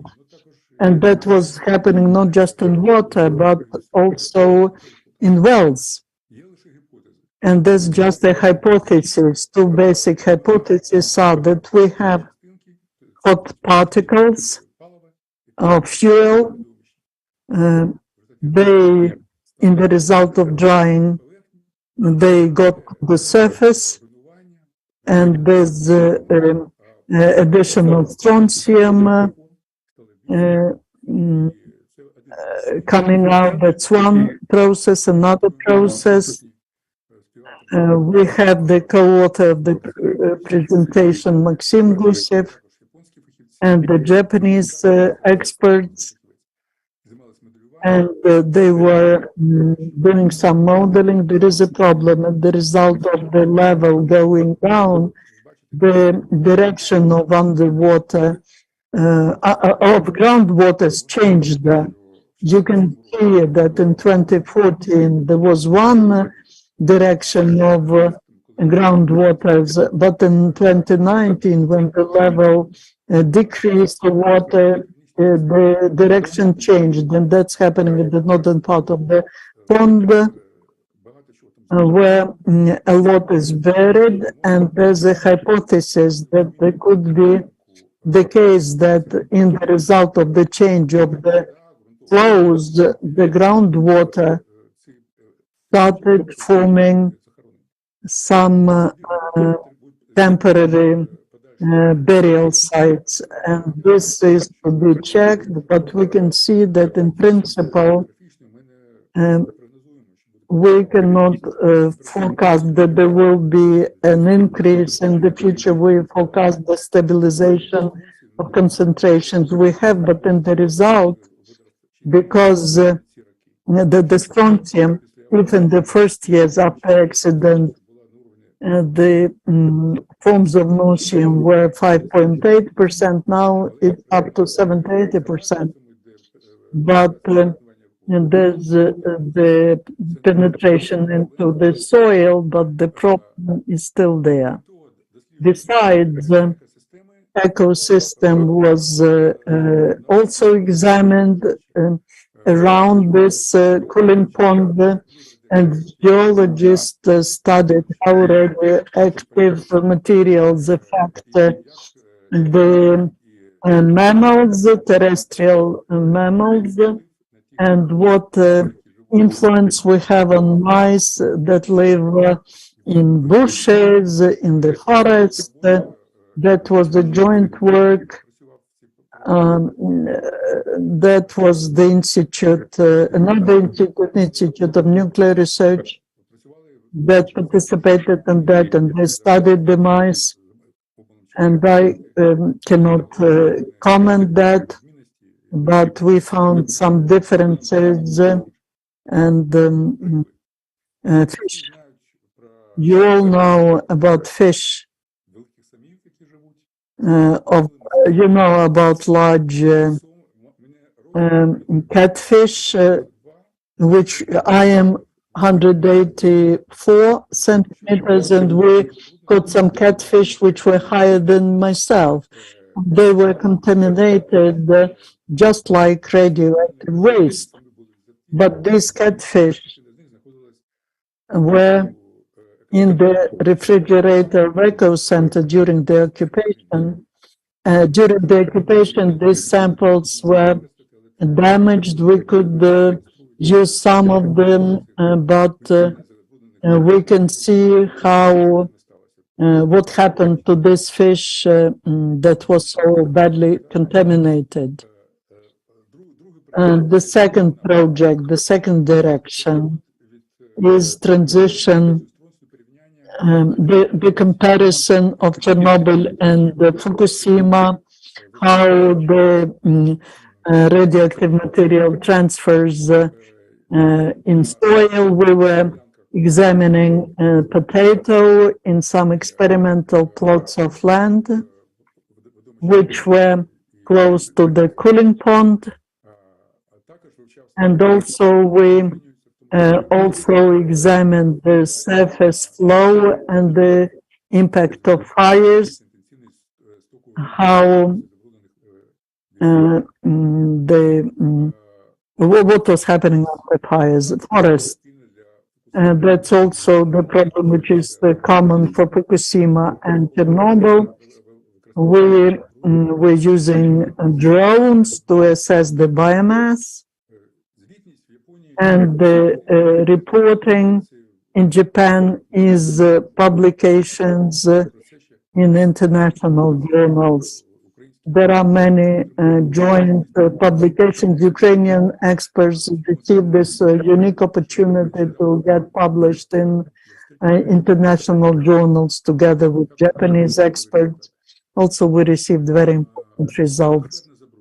Atmospheric pollution. The equipment was installed around the cooling pond because another problem was we had to identify the origin of radioactive aerosols by creating a monitoring. We installed unique equipment, and we don't know what happened with that. After occupation, the territory is under the control, and we don't have the information yet about what happened with this equipment. Forest fires, we studied that. We were lucky, and we were there during a big fire 2017. That was my personal experience. But the data we collected were used for modeling, which we did in different places, and we were comparing models, and we received a great result when we compared the results of modeling, not just with the data of measurement, but also they also saw some consequences in Kiev. Also, there's an equipment which was installed on the roof, and that equipment is operating. And we also made comparisons. We compared the fires, which were conducted by different entities, and everything coincided. The war started, and we received the request from DRU, and our institute started assisting in forecasting, in coordinating the work of German and the Ukrainian and Japanese experts. We first were concentrating our efforts on Chernobyl NPT, then on Zaporizhzhia NPT, and the result of this work, our Japanese experts received unique data, and that was on possible discharge. Now I cannot show you the comparison, but I can tell that we have the data, and every day we explode the Zaporizhzhia NPT, thank God in computer only, but such control allows us to model in more details. It's important work, and it continues every day till today. And recommendation. These are recommendations. We organize trips of Ukrainian experts to Japan. We organize some workshops, and We had scientists and representatives of different agencies who visited us. Sorry.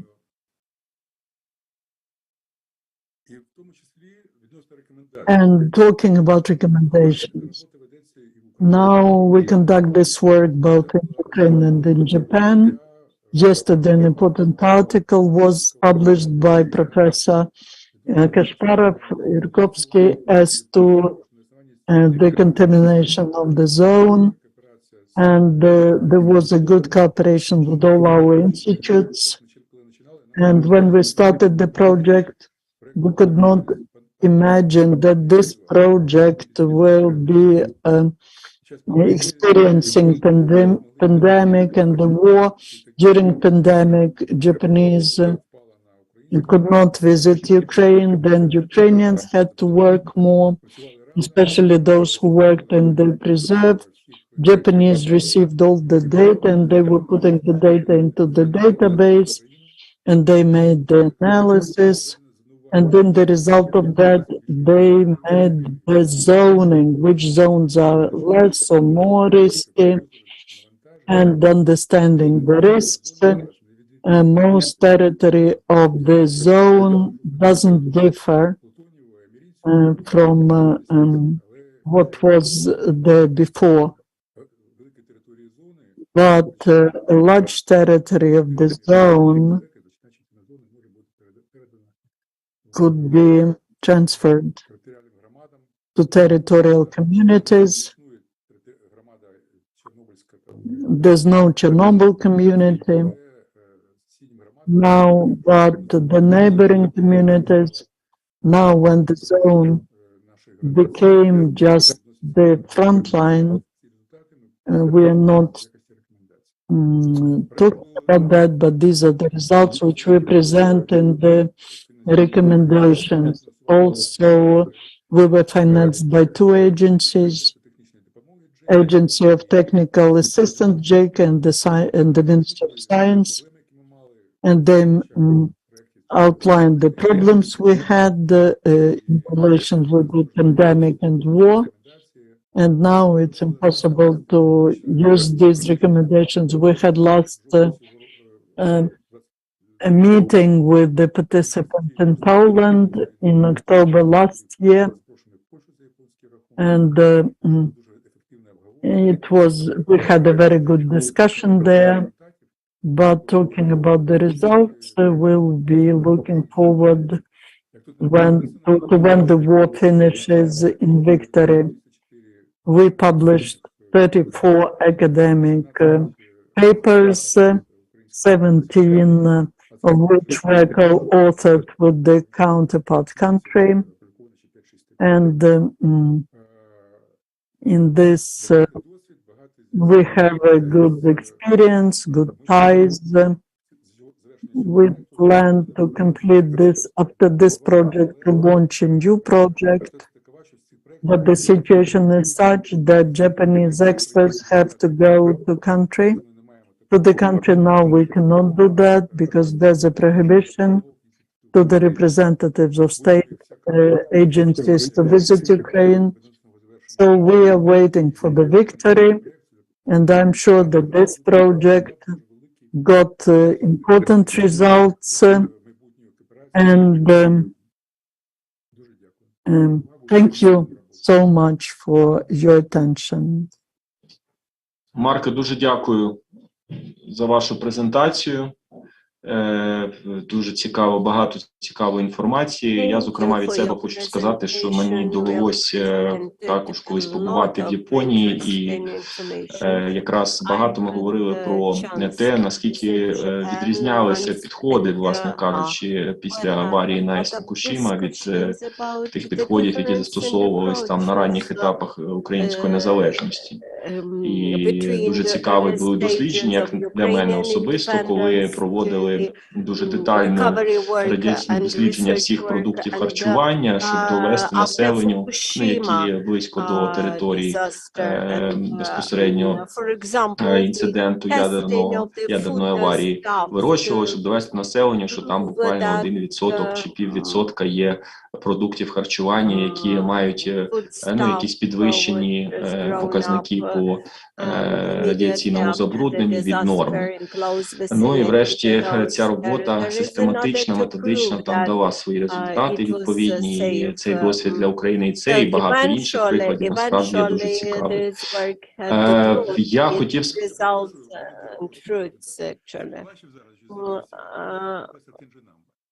I've found that Professor Fujinamba had joined the conference. I would like to invite him. Kenji.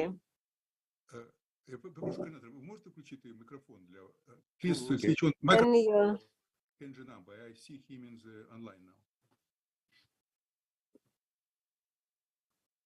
Okay. Thank you for the presentation.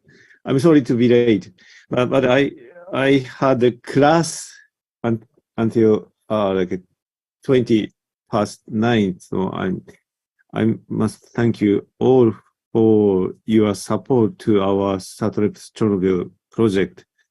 And as Mark presented, the project, Chernobyl project, is, we believe in terms of scientific achievement, it's finished successfully.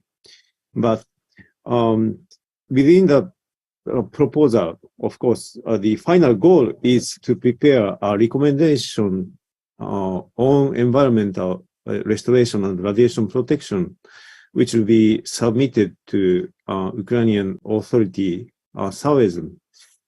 This is not done, but not only this recommendation, but some of the problems we had due to Russian war of aggression. So the evaluation committee did not put any evaluation value. So because of this reason, the war situation, in addition to COVID-19 situation, of course, some of our goals has not realized yet, but I believe we must prepare this recommendation on environmental restoration and radiation protection based on our scientific achievement in Chernobyl study. I think after the ceasefire, after the end of war, we will do this action, and also we will prepare a new proposal with to get the fund from the Japanese government, JST and JICA. So anyway, thank you for all for your support to our Satellite Chernobyl project. Щиро дякуємо всіх. Thank you to all the participants. Thank you. Дуже дякуємо. Thank you for this. Дякуємо, пане Намба, також, що приєдналися до нас. Дякуємо вам, Марку, за вашу доповідь ще раз. Шановні колеги, в нас тут є зараз певний час, тому що ми ще чекаємо наступного доповідача, Світлану Красинську з Масачусетського технологічного інституту.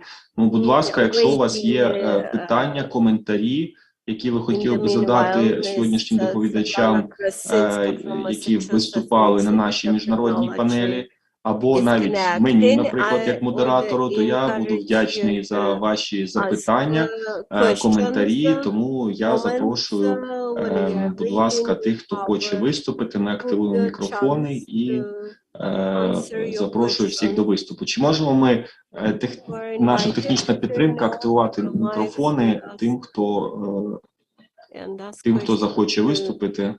Думаю, це можна зробити. Mr. Norbert Molitor is back. Супер, чудово. Чудово. Тоді, пане Норберте, якщо ви нас чуєте, я вас запрошую до слова з вашою презентацією. Будемо раді вас почути. Дякую. And to present what you have prepared for today. Thank you.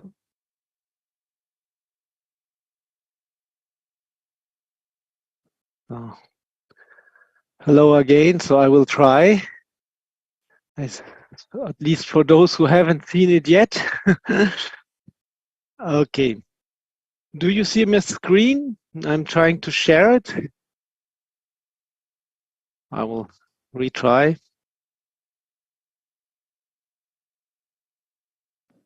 Do you see Зараз something? бачимо, все гаразд. Yes, we can see your screen. Okay. Thank you. So I already said these are just some personal reflections since the last INUDECO 2022, and it is more or less the continuation of my thoughts of the INUDECO 2021 and 2022.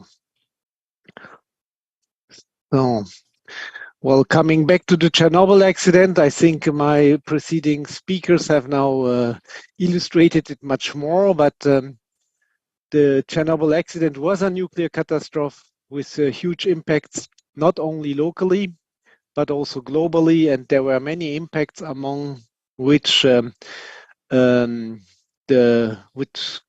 just, as exemplary challenges, I have retained that there was extreme, huge efforts to liquidate the immediate accident consequences after still in the Soviet area, but also international awareness, measurements, and need of cooperation for nuclear safety increased rapidly after the Chernobyl accident.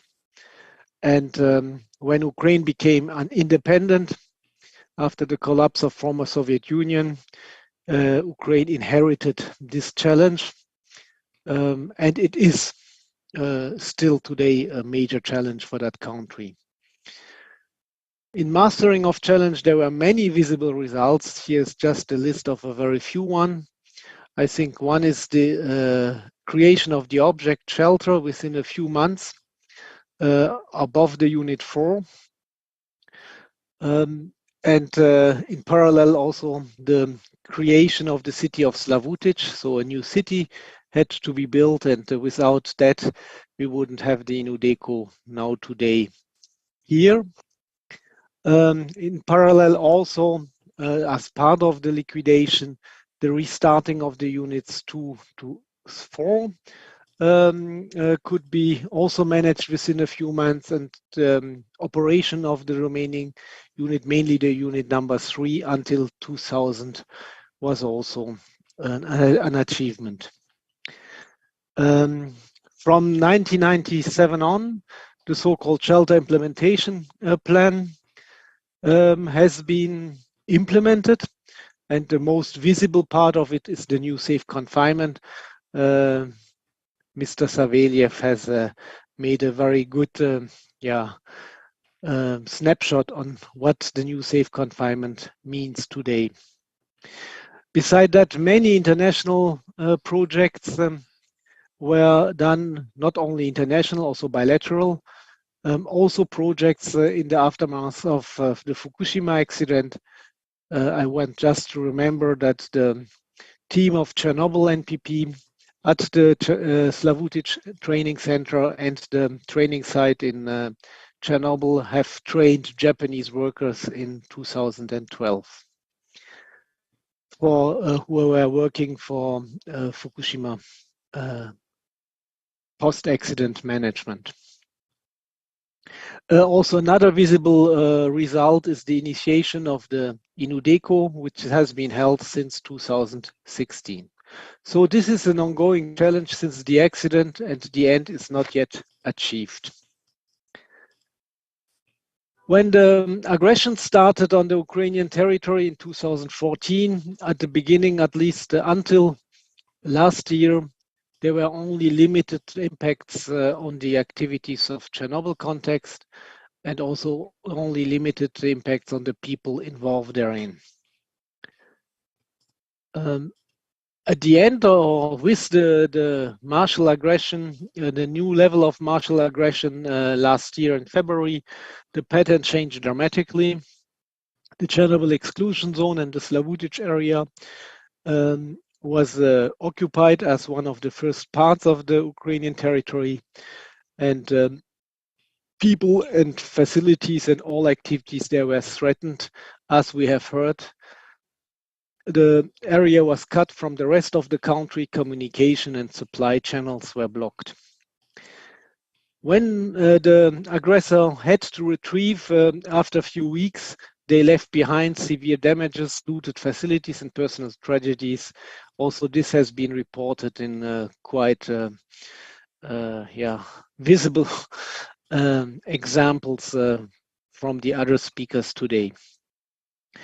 After the aggressor was further pushed back by the Ukrainian forces, he changed the method of martial aggression with increased shelling and attacks on the civil infrastructure and population, which again was a new level of not only the challenge for Ukraine, but also another way to defend against.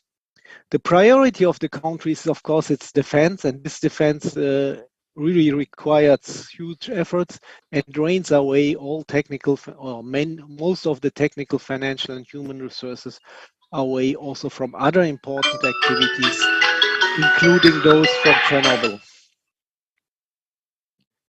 Besides that, of course, due to the continuing war, the living and working conditions are continuously impacted and degrading.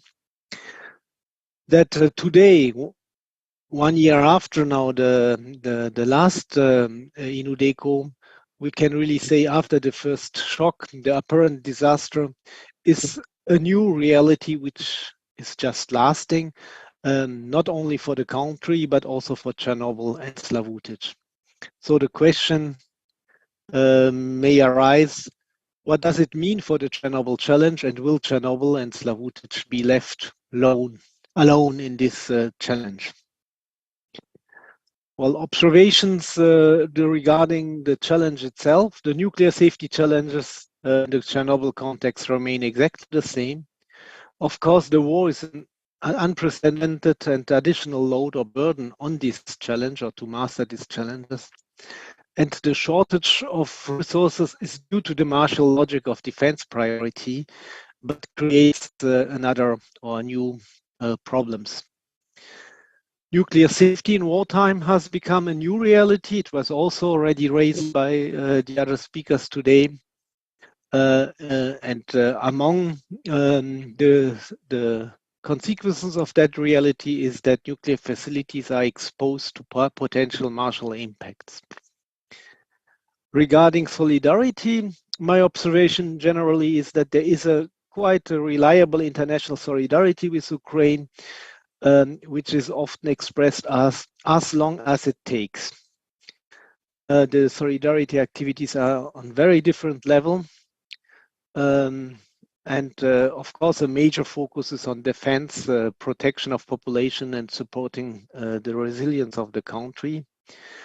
On the other hand, of course, nuclear safety as such is also a serious aspect which is followed by the international community, especially, of course, by the nuclear international community, and also action has been taken. The IAEA made some immediate mission, some of the support initiatives, also the International Chernobyl account, a support account has been already cited, so different mechanisms have been activated. The focus on nuclear safety, however, is of course, from at least from the international view of point, on the occupied NPP, which means mainly the Zaporizhia NPP, and of course the NPPs which are exposed to shelling, because it appears evident that martial impacts become a realistic threat. Well, the war didn't change some specific features of Chernobyl and Slavutic, like the international visibility and awareness about the Chernobyl accident and its consequences.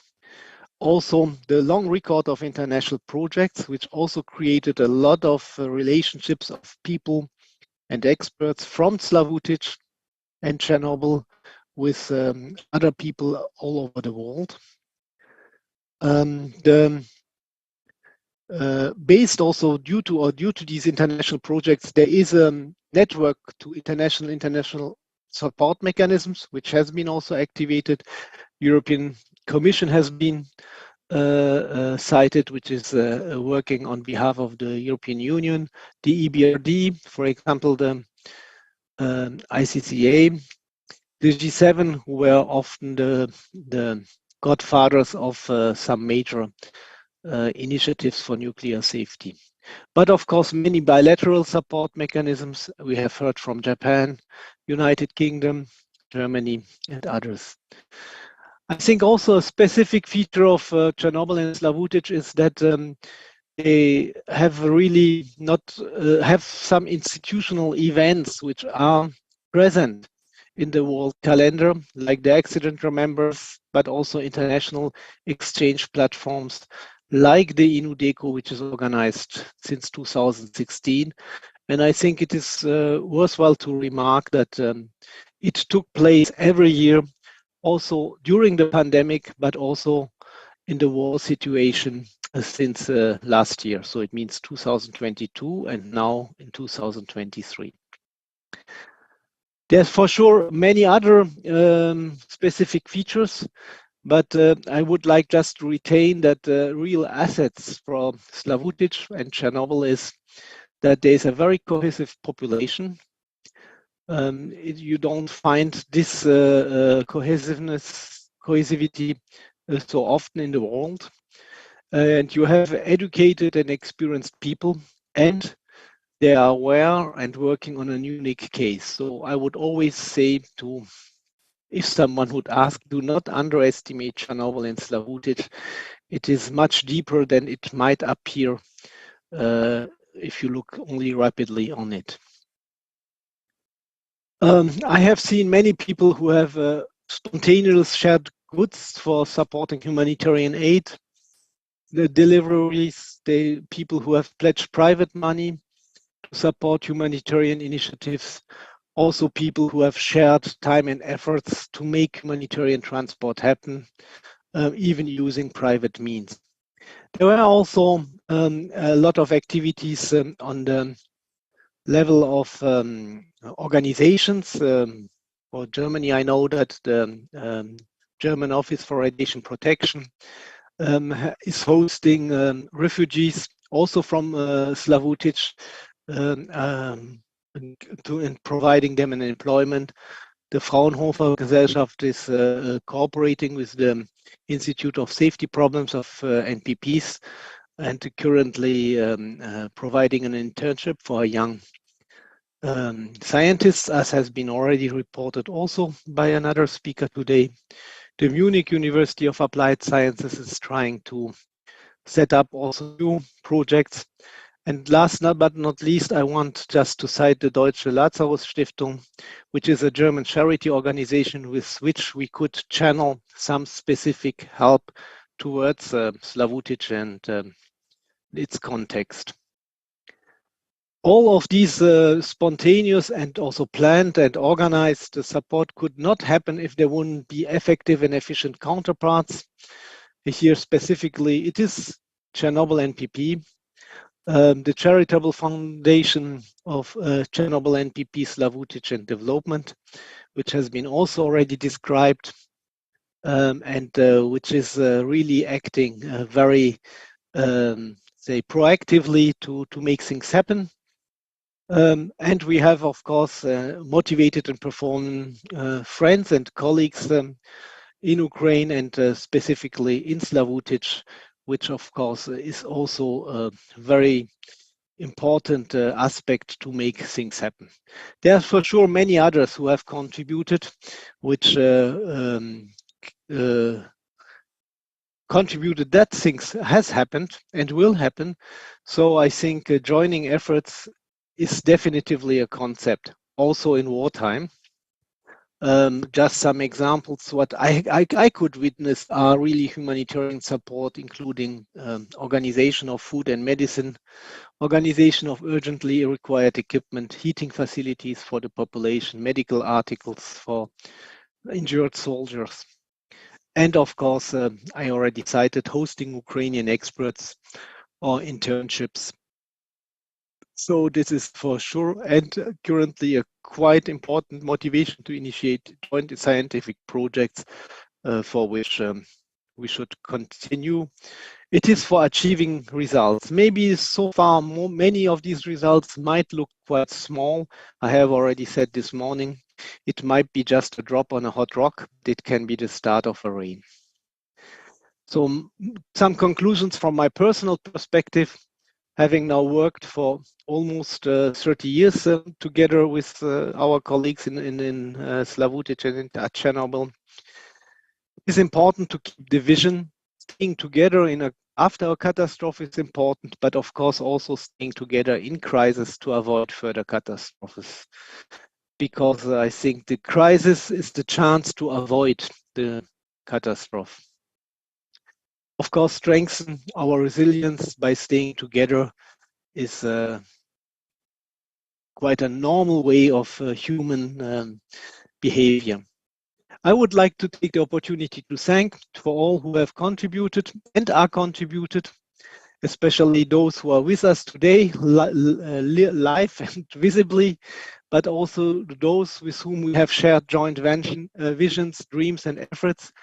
And at least for me, who remain with me today in my thoughts, and I think also in all of our thoughts after they have passed away. Last year, after the war has started, I have lost a friend, and it's also, I think, a friend of many of you, and an acknowledged expert and veteran of Chernobyl, Valentin Kupny.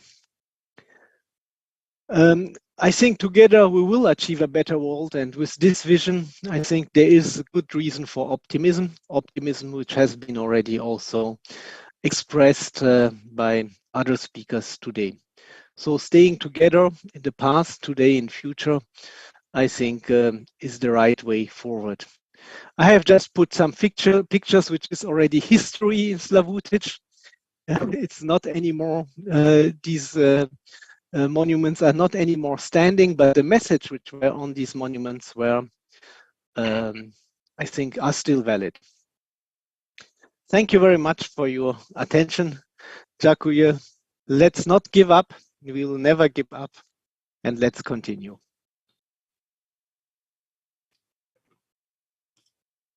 Дякую, пане Норберту. Дякую, що змогли ще раз до нас долучитися. Дякую за ваш оптимізм. Я думаю, що саме завдяки зусиллям, підтримці, оптимізму, впевнений, що і проекти, і заходи, і ті плани, які тут сьогодні озвучувалися, обов'язково мають реалізуватися в атомній енергетиці України, в Чорнобильській зоні, в місті Славутич і низка інших проєктів, також які є вкрай важливими для України. Шановні колеги, я хочу запитати у пані Арини, чи під'єдналася до нас пані Світлана. Arina, whether Svetlana has joined. She has confirmed its presentation, but I do not see her. She promised to to connect at Чудово. Тоді все ж таки я бачу, що з нами зараз 69 учасників, і я впевнений, що в когось з вас будуть питання до наших доповідачів, можливо, є якісь коментарі, якісь пропозиції. Давайте цей час на невеличку таку нашу технічну перерву використаємо з користю. І, можливо, поспілкуємося в рамках тих доповідей, які сьогодні прозвучали на нашій панелі. Шановні колеги, Світлана Красинська вже приєднується до нас. Світлана is connecting. Good. Так що... Вдається розпочати нам дискусію, так, бачите, вже була друга спроба. Ну, але я думаю, третьою точно вийде. Так. Пані Світлано, ви нас чуєте? Добрий день. Світлано, do you hear us? Good afternoon, good evening, good morning. Пані Світлано, ми вас Світлана, we would like to invite you to take the floor. Okay, good. All right. Dear colleagues, good afternoon. I'm Svetlana Krasinska, and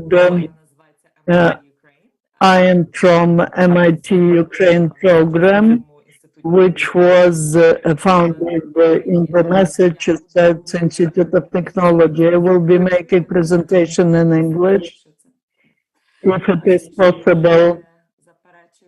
If you do not object, I will share my slide. Слайди ми бачимо, все гаразд.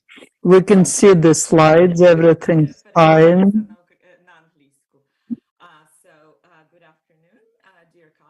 Доброго дня. I had a program called MIT Ukraine at the Massachusetts Institute of Technology. I myself am a social scientist.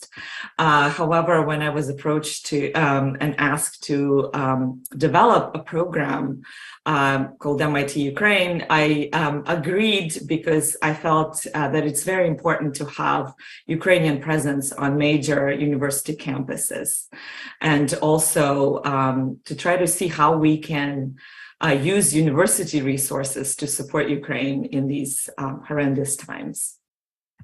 So just a very quick overview. I don't think anyone in the audience would need these statistics, as we're all well aware how much this war costs in terms of humanitarian disaster, without even counting casualties and the wounded.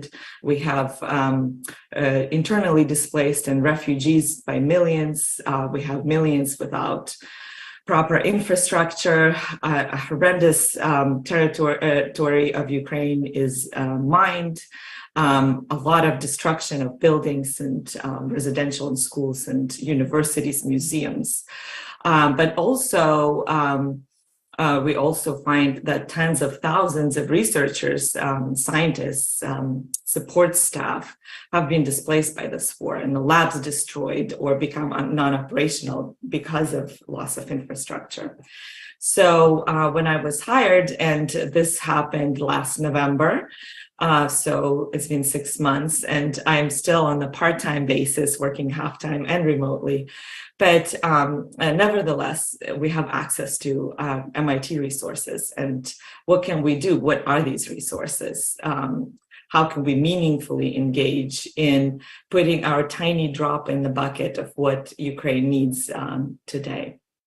So what I was able to develop thus far in these last 6 months was 3 program directions, and they are coming out of both the resources that are available at MIT and the needs that we've been identified so far, and we could keep identifying. The first program direction is to use the existing coursework and the work being done at MIT labs and to just direct them towards Ukraine. So whatever they're doing already, how can we encourage these courses and applied projects at these courses and what the labs are doing to help Ukraine. So at the moment, we have several projects ongoing involving students and faculty, and I'll just give you a little sample of them. One of them is we have several students working in developing a platform for the Ukrainian scientists and scholars all over the world. So this will be an interactive map tracing where all the Ukrainian scientists are, what positions they hold.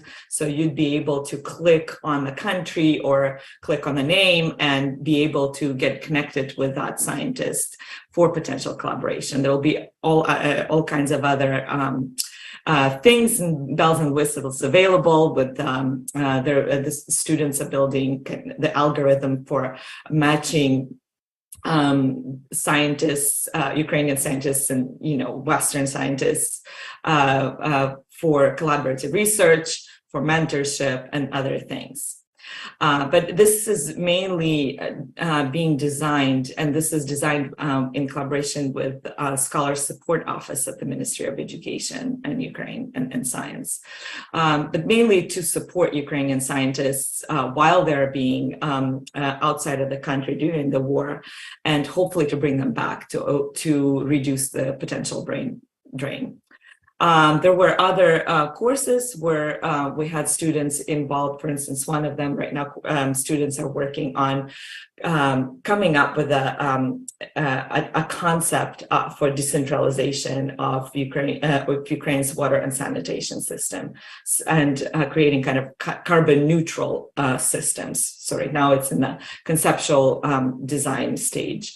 There are also medical device design ideas that we pitched to the courses that where students and faculty design actual medical devices. And there were some very interesting projects that weren't taken off, but now we have some interest in medical companies to keep working with our students to develop these devices.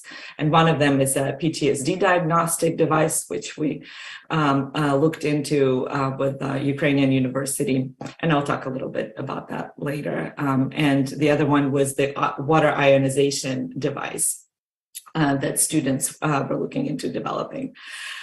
So that's kind of one direction. The other direction is where the program is situated, and this was kind of the best fit of where do we put MIT Ukraine program, was at this institute that focuses mainly on sending students to other countries for internships in the summer.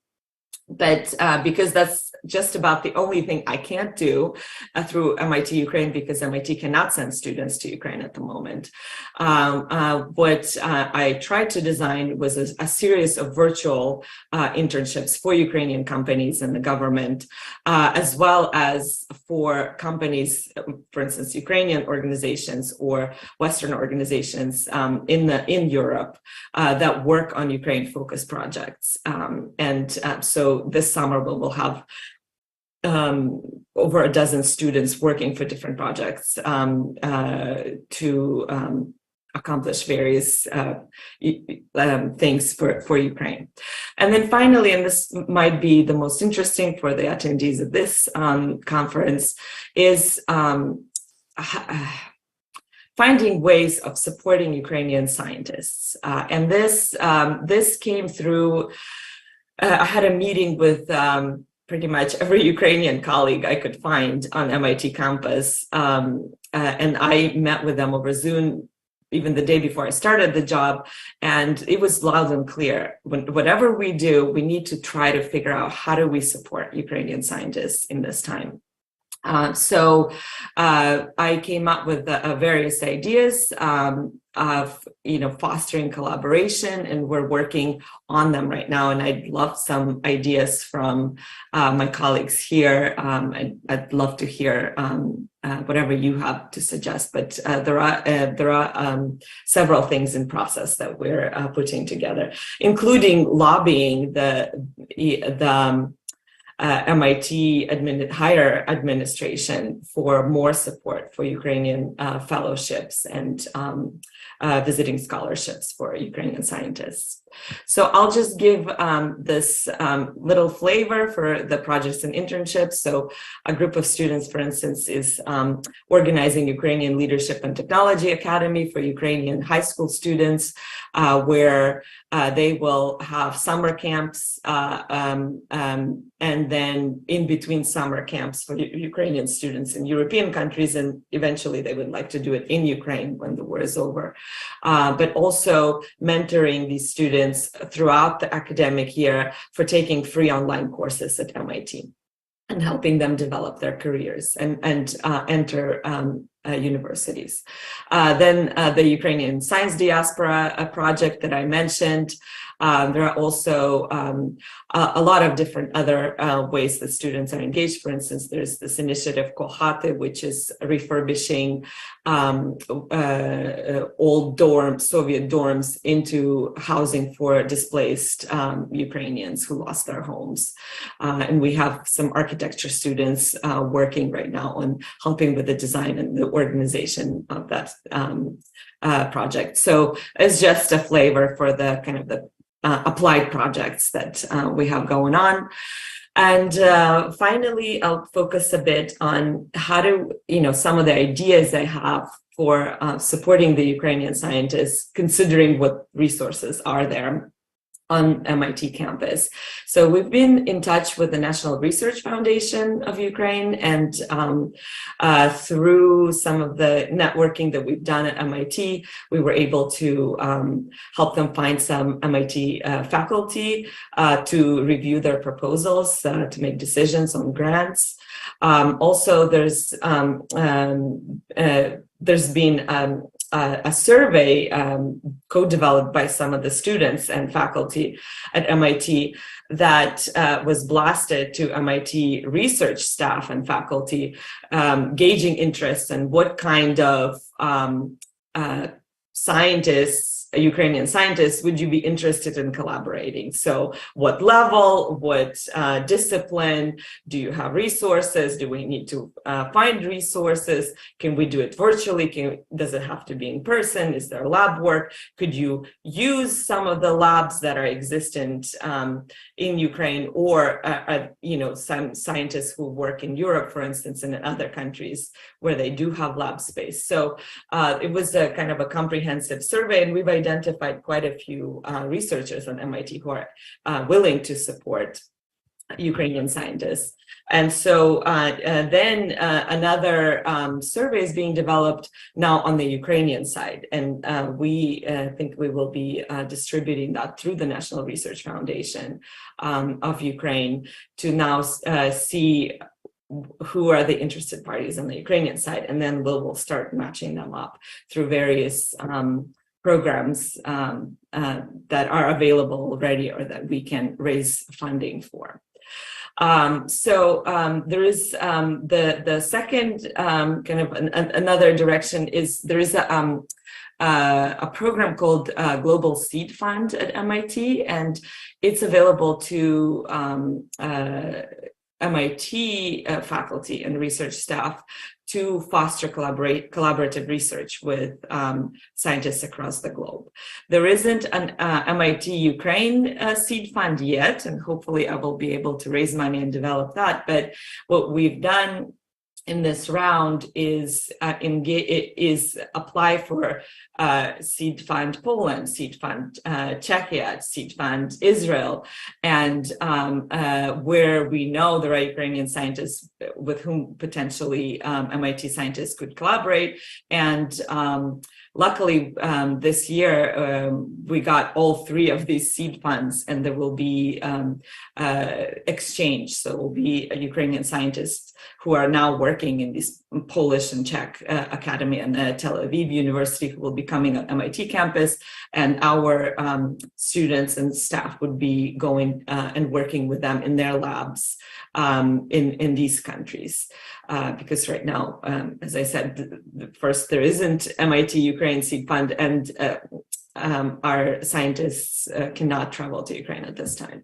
So there's that direction. And also, as I mentioned before, we've worked with some labs at Ukrainian universities to either create applied projects or help Ukrainian scientists complete their research if, for instance, their lab is not operational. So one of these projects that is still being conceptualized, but with the Kharkiv Institute of Physics and Technology, and we're trying to see if we could set up a project where something that's been developed in their lab but not finished, to transfer it to the MIT lab and finish that research and publish collaboratively with MIT researchers.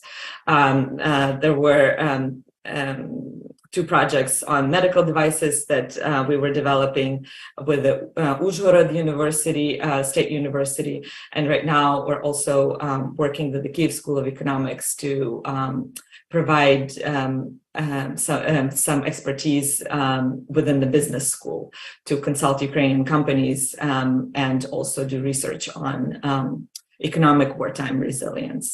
So those are the programmatic parts, but also kind of as a glue to all of these technical and educational program directions. We also want to make sure Ukraine is vibrantly present on MIT campus. So we've collaborated with some student organizations, with other faculty who were doing things on campus that are Ukraine related.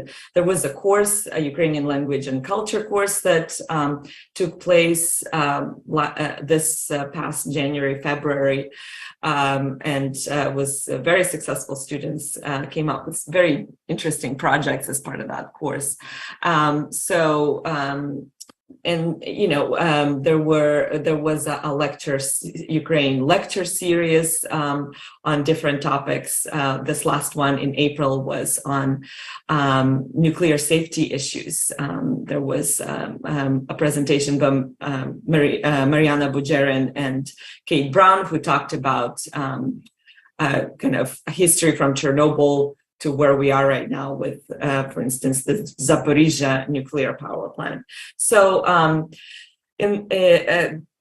you know, so there is kind of a 360 degrees of involvement with Ukraine that we hope to create and really be the hub for all things Ukrainian on MIT campus, and use whatever resources are available internally and use MIT's external reputation to promote Ukrainian science, to help with various humanitarian projects, and support science in Ukraine as much as we can. So I will conclude. I can take some questions if we have time.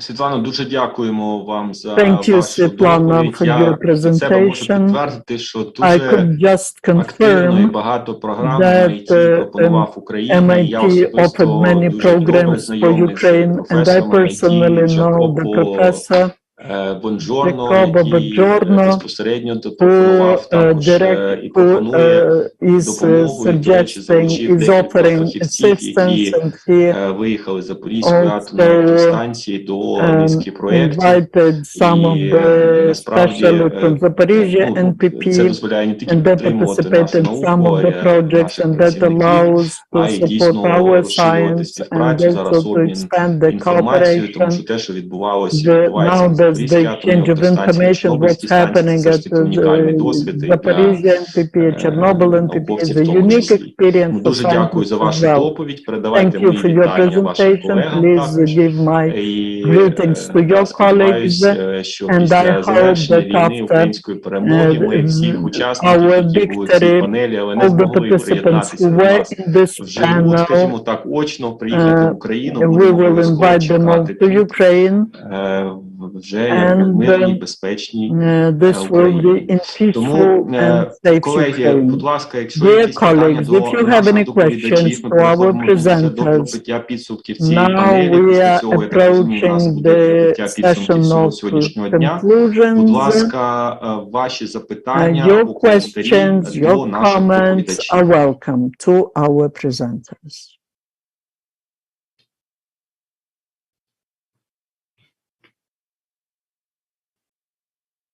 Ну, я бачу, що поки що запитань, коментарів немає. Я думаю, що учасники достатньо вже сьогодні сильно втомилися. Ці годині такої плідної роботи. Я, закінчуючи цю панель, від себе хочу подякувати всім нашим доповідачам також за ваші чудові презентації, цікаві доповіді, за вашу взагалі можливість приєднатися до нашого сьогоднішнього заходу з різних куточків світу і дуже конструктивно, цікаво провести сьогоднішню міжнародну панель. Я щиро сподіваюся на подальшу співпрацю в рамках цього дискусійного майданчику конференції INUDECO і в рамках низки інших проєктів, які проводить Україна спільно з нашими міжнародними зарубіжними партнерами. Дуже радий був з вами попрацювати сьогодні, дуже радий був модерувати цю сьогоднішню дискусію. Дякую всім вам дуже за вашу участь. Передаю слово пані Арині. Thank you. Dear colleagues, I would like to thank everyone for fruitful work.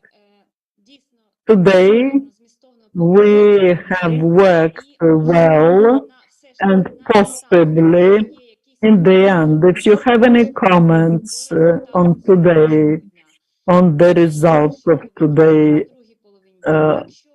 if you have any comments or questions, let's try to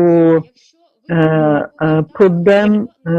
If you don't have any questions or comments, then one technical request. Let's all turn on our screens and make this photograph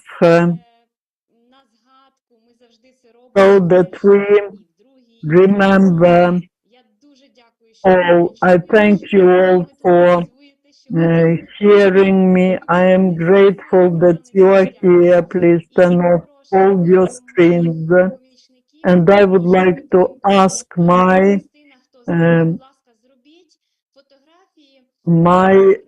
assistants, please make the photographs.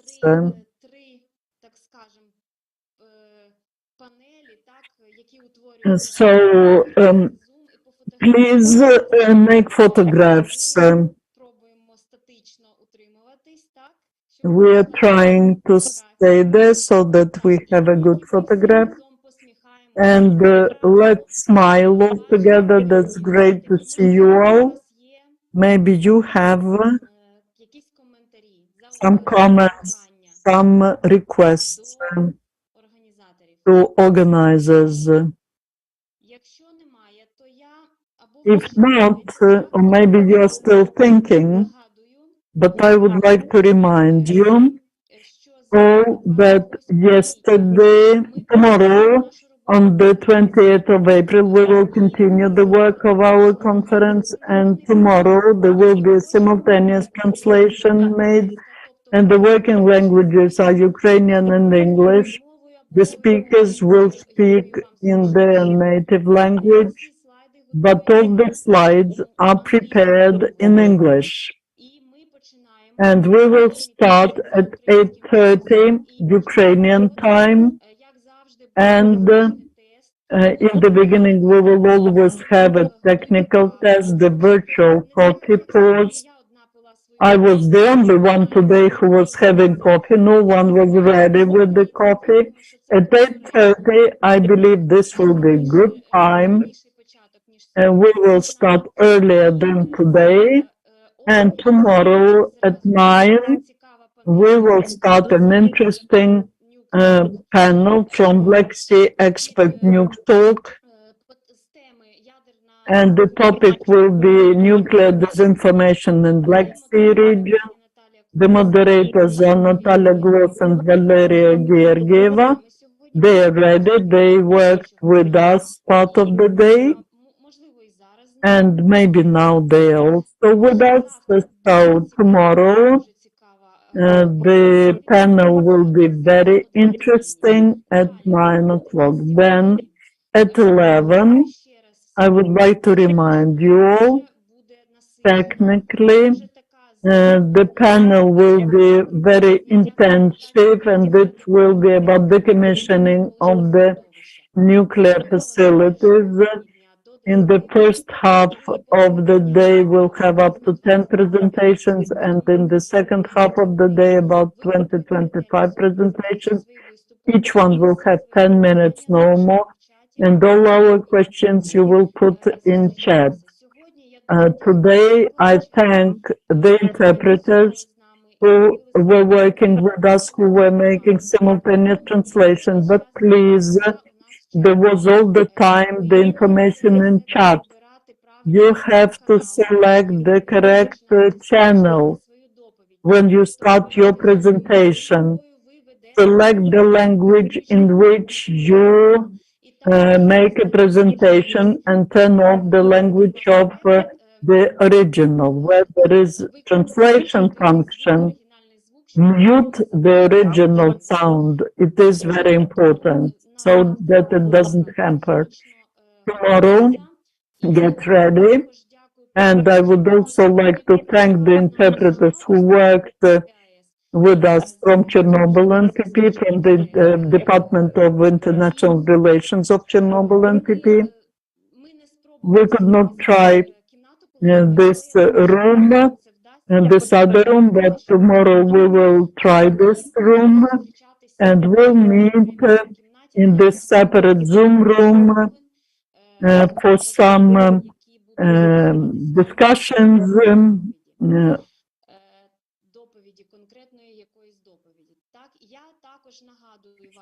And I would like to remind you that our conference is happening with the charity objective, and our partner Futures Fund doubles all your contributions, so please disseminate the information for your colleagues, for those who are interested, who would like to help our hospital, Slavutich Hospital and Rehabilitation Department. And for the future, we plan to expand this project and to make it a rehabilitation center. And one more request for today: if you liked our work, we are the INUDECO community. We know each other very well, so please support the conference in your posts and social media, on your websites of your organizations, and your personal websites. Please give information about this conference. That's very important. All the links to YouTube channel of the conference, there was a stream there all day. All the text information, information about presenters, about moderators, all that information is on the website, and you can find it on the Facebook. Please disseminate it, and our hashtags for social media are INUDECO, or another one, INUDECO 2023. So, are there any questions? Any comments?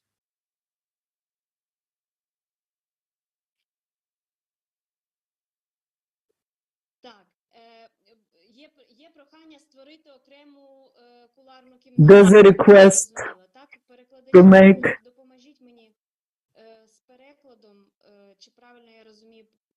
Do I understand it correctly?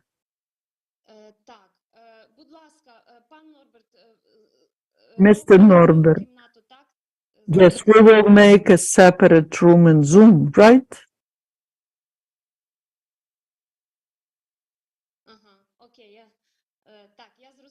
Okay, I understand you. Thank you. Якщо запитань немає, If there are no questions, так, ну все, тоді then на сьогодні наша робота завершена. our work is over. Let's call it a day. Можна я буквально одне слово ще скажу? May I say Ми one всім word? подякували, крім сьогодні We thanked пані Аріни, everyone, яка сьогодні but Arina, власне і who модерувала today весь was наш захід moderating і all our безпосередню event, участь, пряму участь, найбільшу участь бере в she підготовці цієї конференції participated a щороку. lot in Тому я preparation of пропоную the від імені всіх conference. So on учасників behalf of all подякувати the пані Арині participants, I за would like чудову to thank організацію, Arina яка for щороку this стає все wonderful краще і краще. organization, Як і which пані with Арина, every year власне becomes кажучи. better and better. And I'm nothing without my team. I also would like to thank Marina Karasova and Kristina Belchenko because they are with us together, our technical team. I thank all the organization committee for the first day. The preparation was great. I thank all our partners who we mentioned in the beginning. And we mentioned everywhere there's information about who are our partners, and tomorrow we'll again be talking about you. I wish you all good evening, good presentations. Mr.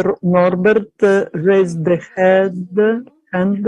Yes, I would just like to add that it is always not easy to organize a conference. It is also not easy to organize a virtual conference, but a combined one is always the most difficult. Thank you. Дякую.